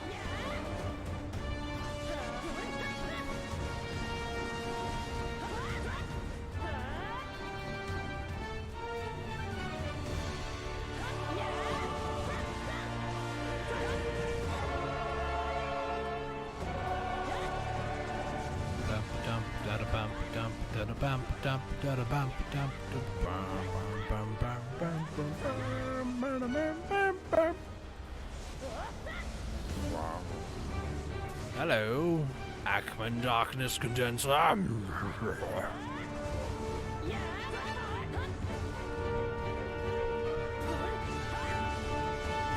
my gosh, these guys evaporate. They kind of already do because of my APDP, but I feel like those guys died way faster than they usually. Oh, what is it? Another compass piece. Game, this is not the compass piece that I was referring to when I said I would like a compass piece. Just saying. 1, 2, 3, 4, 5, 6, 7, 8, 9, 10 scrolls. Remember, 10 scrolls. This now is a total of 7 compass pieces. 7. It's not the compass piece I was referring to. But I appreciate your smart alecky nature. Alright, game? You said you wanted a compass piece. You did say what type of compass piece. Here, have another blue one. And to be honest, those compasses are very handy too, because I think they're like a 3-day compass once you craft them. So, all's fair in love and war. You know, they're pretty decent compasses. Especially if you're doing like long-term desert exploration or also ocean exploration. So, you know, I can take it. That's one of the main reasons why I also want a permanent compass, is I can just go out to the ocean, not have to fret about where are we or anything like that. I can just, you know exactly where I'm at, where I need to go, all that fun stuff.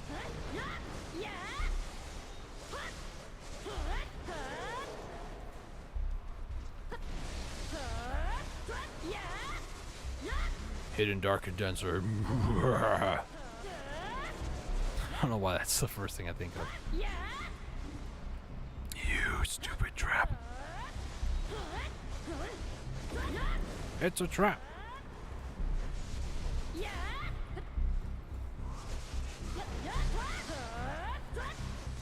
Okay, this will be the last little pack here. Get these guys. And these guys right over here.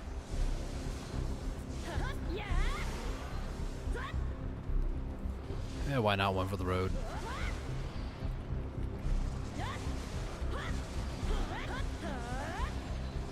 Alright.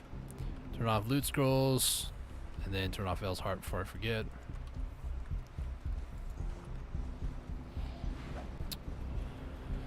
So this room, just making sure.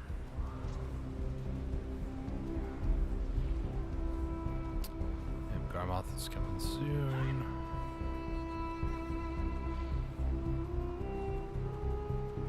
Okay, so it's half a rotation up from the node manager, which is this guy here. Which you can actually sell to, just like, what'd you just say to me? I don't feel lonely, Kuru. When I observe them, loneliness is gone, Kuru. Alright, dude. Let me go ahead and just grab my junk loot back. I'm gonna go to Garmoth. There it is. Garmoth tracker. Let me get the, where is it? Achman. We've only done 1 hour here. So let me go ahead and fill in this real quick. I didn't use Agris here. We had 12, 162. It was 72 armor. That's a lot more. 55 weapon. Scrolls. This is a weird one.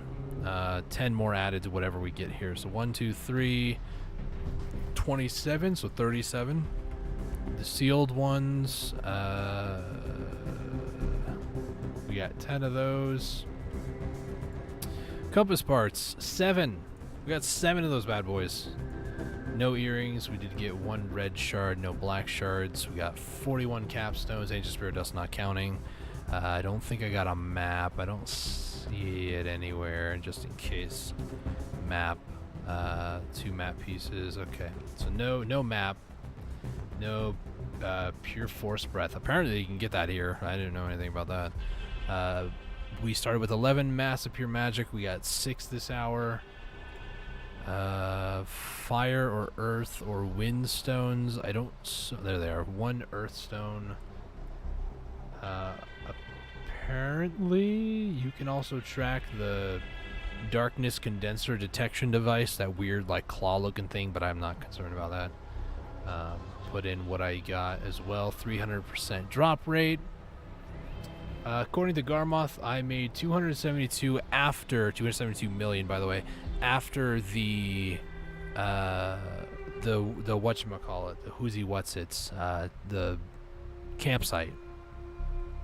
So it was a much less than 3 months ago when I was last here, because I earned 15,000 versus 12,000. But actually, I just realized one major flaw, which was that I used blue instead of yellows. That's where the difference comes into play for these two. I was using blue with no Agris because I realized that yellow just increases the drop amount for trash loot. If it actually increases it, I think by 100%, doesn't it? Let me double check that information just to make sure. It does increase it by 50% more. So realistically, this like 12k that I just earned, plus 50%, that'd be another 6k. That'd be 18 with no Agris. Really? I don't know about that one. At least 15k though, for sure. I feel like that would have been better, but it's fine. We still made bank. Something. Tell me quickly, Kuru. All right. So, do I keep my character here? Nah, I'm not going to. Because I'm starting to think too, like in the future, like I might go to Jade tonight or something to get more capstones. We got quite a bit of capstones today. That's another good thing. I spent an hour at Upper Gyphon. Managed to get enough capstones to I think C6 my shoes. No, C7 my shoes. So that's a thing that I did. And then today alone with capstones, let's see how much are in. 71 right there, and then there's another 41 that I have here. So, you know, it's not a bad amount of capstones. Money, we're at 286 mil. I started today with like maybe 200 mil, I think it was. So we technically made money, just not a ton of money. The thing with it is I'm getting very much the same feels as also when you talk to a person in this tent over here. I'm getting the same sort of feeling that I did when I was going for the health potion, where I'm not making a ton of money because I'm trying to go for an item or for like a piece. So because of that, it's just it's very unfortunate that I feel like I'm not making progress toward, you know, making money and stuff. But this sort of a goal is not to make money. Upper Gyfin or maybe Jade or, you know, one of those other places. Even Marowak is actually not too shabby these days either. For like an hour, 25 minutes, or like an hour and a half to get to Mercedes' room, it's really not that bad over there. They did an update to it, and it's like 200 mil an hour for yellow loot scrolls. So it's not too bad. I might give like Blue and Agris a try one of these times, but Agris I feel like would just burn through real quick over there. The amount of mobs that you kill, so. Oh, my debuff bar.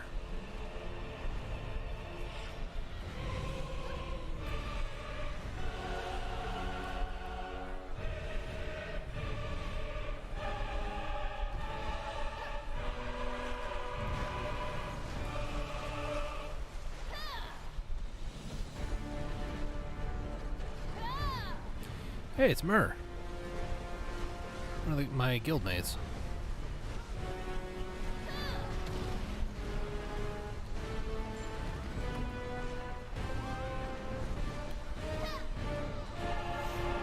Hey, Barry. How's it going? Welcome to the stream. Alright, well. Time for the cactums.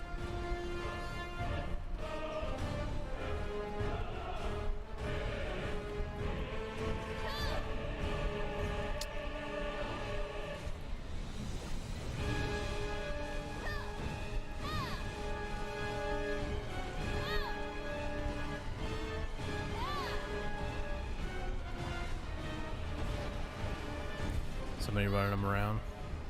No, it doesn't look like it. Thankfully.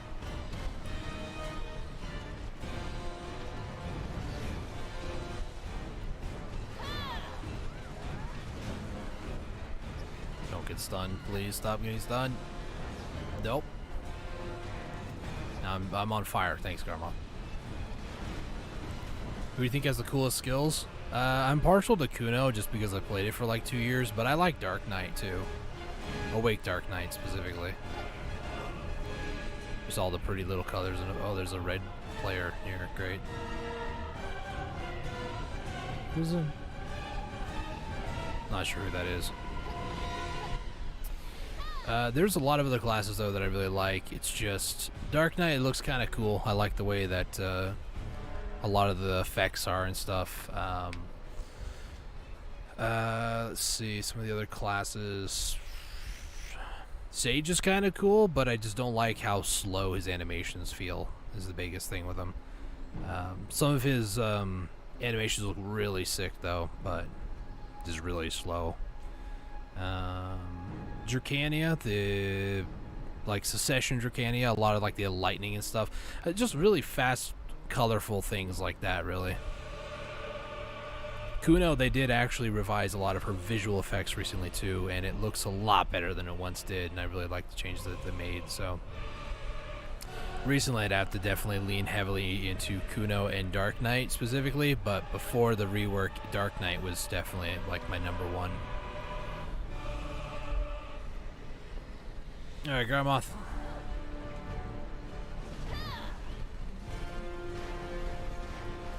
I like how the only person the game continues to render is the guy who, or girl, whoever they are, who is red over there.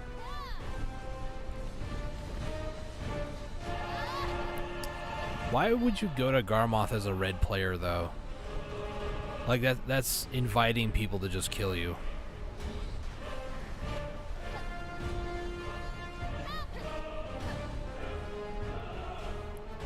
Oh my, what in the... I've never looked up when Garmoth wouldn't use this skill. I didn't know that existed. Well, as an OP character, but as non-cool skills. Yeah, I'll be completely honest. I don't really stray too far from Kuno for majority of grinding. I have a lot of different characters. It's kind of like list them all off. They're all right here. A lot of more of the female characters. But let's be honest, there's also not a lot of male characters either. But usually it's just Kuno is what I play. I really should start playing more, but I just really like Kuno's playstyle. I'm a casual hula hoop enjoyer. That's what I'll stick by. My voice is kind of going a little bit today too. There's been a lot of smoke from some fires nearby today. It's been messing with my sinuses all day long. Come on, cactums. They're all grouping up way over here, of course.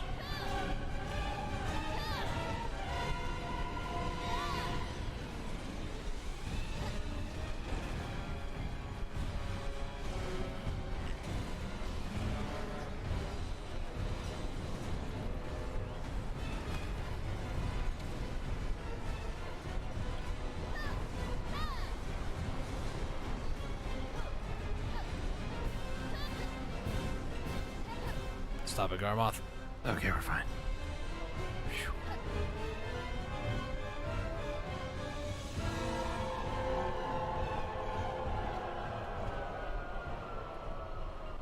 Okay.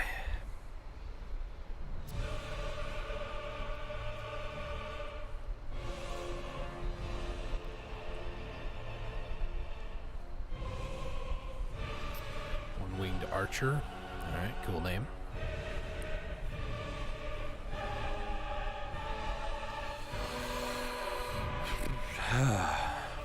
Very dramatic music, I get it. It's okay, Garmoth. Impending doom comes for us all. Your day is today, though. Well, I guess. Your day is like twice a week, but you know, makes me wonder how Garmoth comes back alive again.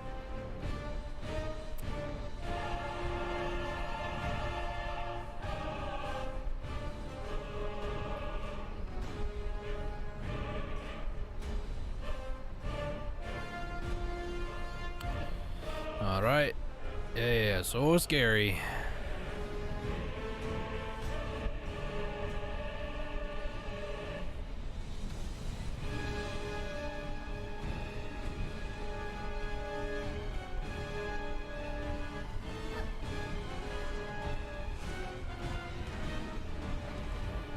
Still only the one red player that I want to try to avoid, as to not die immediately after Garmoth is dead, but you know.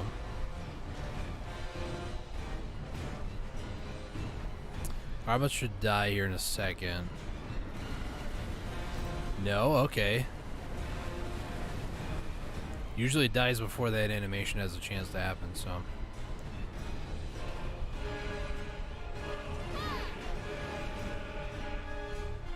Blue pile's way in the back. Red player's way back there too. Nope, there they are. Immediately dies. I kind of knew that was going to happen, but why would you take a red Karma player to Garmoth? I don't get it. Come on, let me thank you. Oh, speaking of, they just respawned over here.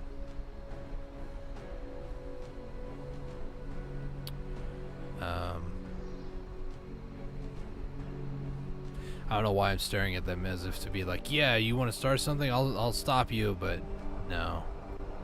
It's a guardian too.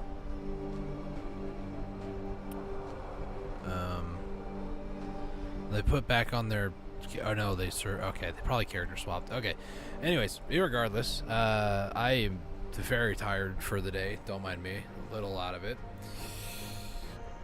4 hours of Hystria plus, I think, the daily at Marowak. I don't remember what I did this morning.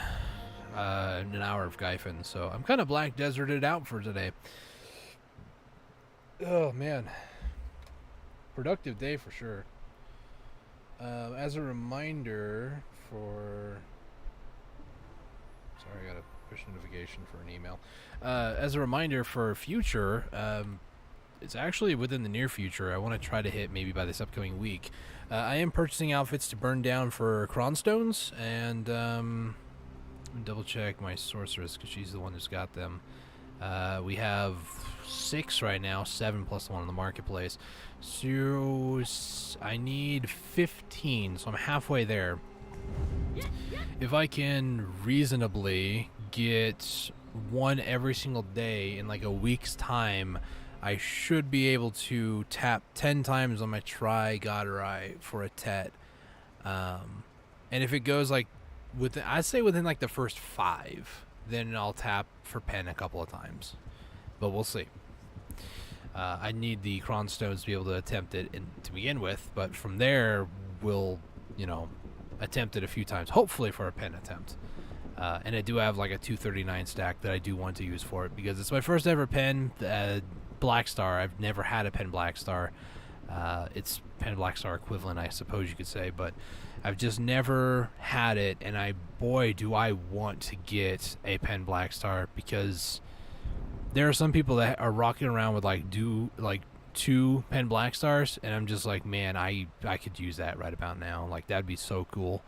Like going to places like Crypt or maybe Ash Forest, like reasonably without being killed. I've never actually been to Crypt other than just like the main story. I also wouldn't even mind attempting going to Crypt, but I just don't think my DP is high enough. Way too squishy at 381, I think.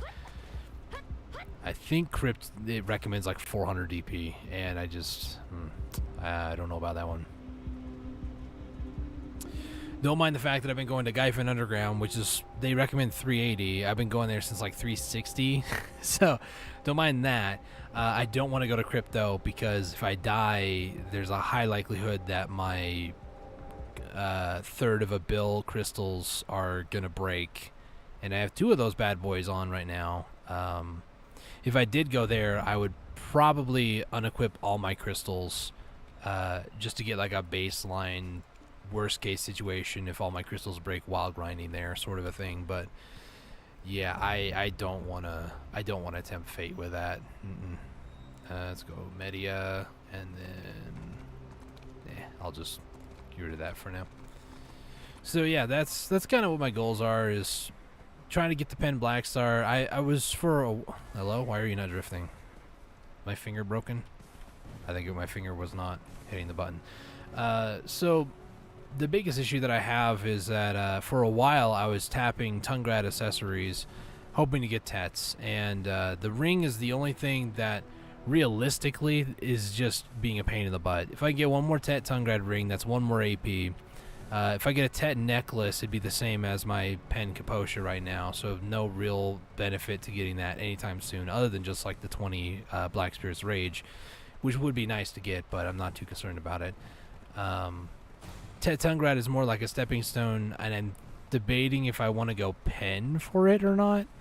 Eventually, I want to get like the Deboreka like necklace and belt. I think that'd be kind of cool to get, but insanely expensive and costly if I go to tap it myself. But yeah, it's just, I need to get to a point where I'm making like a bill every hour, and that's like 1 full outfit box in an hour. That's what I would like to get to, but still feel like I'm miles away, months away from that, despite like this year alone, my gear progression has been insane, but a lot of it has been RNG based and just taking some time to actually get, unfortunately. And I feel like that's just gear progression in this game just in general. So yeah, we'll just kind of see how things go. Biggest thing right now is just making money. In my case, I could be spending my time more wisely, and instead of like doing, Ackman or Hystria, I could go to Gyfin Upper is like one of the best places for me, because I really like Upper Gyfin for 2 reasons. One, I don't have to do everything myself. Some of my teammates or some of the party mates, they will do extra DPS that maybe I might not be able to or might not be willing to do. Like if I get stunned on the ground by myself, I can't kill the mobs, but as long as I've tapped it at the very least, I should still get loot if they kill it before I get up. So it's a lot more relaxed in that I don't have to kill everything myself. They can help kill it if I'm on the ground, and for the most part, they tend to do that. That's like one really cool thing about it, is that it's not always up to just me to kill the mobs, which less I have to do, the better sometimes. However, there are other places like Jade Starlight Forest that I really enjoy, that they're really nice and neatly packed together, and it's just very easy for me to go about just killing them all off. Speaking of which, we're actually going back over to Ailton, because I am... Oh, it's a Traveler Horse icon. I was like, what the heck is that? I haven't actually seen this. Traveler Horse. Okay, well, I was just going to see what you have to offer, but I guess I just click it and it summons it. Convenient, yes. So yeah, that's kind of what I'm looking forward to, is a couple of Tet Godarai attempts soon. If I can get 15 boxes, that's 10 attempts, and from there I would need 30 boxes for 10 attempts, and it's just a lot of work that I just have to put into the game, unfortunately. Such is the way of the Black Desert, the Korean-style MMO. Yes. So I'm going to head over to Ailton, and then actually I'll go ahead and call the stream here. I'll just kind of like, I like to just go back and forth and drift into Excel. It feels nice now that I am actually doing it more often. So I'm going to go ahead and call the stream here. Just go full webcam to just say goodbye to you guys. Thank you all so much for tuning in. Thank you, sir, for being here. Thank you, Ari, Yun, for showing up too. Hope that you all have a good night. For everybody else watching this later on YouTube, if you guys enjoyed the stream, hit that subscribe button, bell icon to be notified of future live streams, and also potentially more videos. I know I've been teasing that for a while, and I really should stop teasing it if I'm not going to actually commit to it, but I do have some plans in the works for videos. It's just I've been extremely lazy. Bye. So thank you guys so much for watching. I greatly appreciate it. Yeah, I'll catch you guys the next time. Next live stream is on Sunday, because today's Thursday, as far as I know. And it's going to be about 5 p.m. PST, whatever that might be, West Coast, or wherever you are in the world. PST is West Coast in the United States of America. So thank you guys so much for watching. Greatly appreciate it. Until next time, stay safe, take it easy, and God bless. Bye-bye. Running into a rock. Don't ever get distracted while driving. It's very important.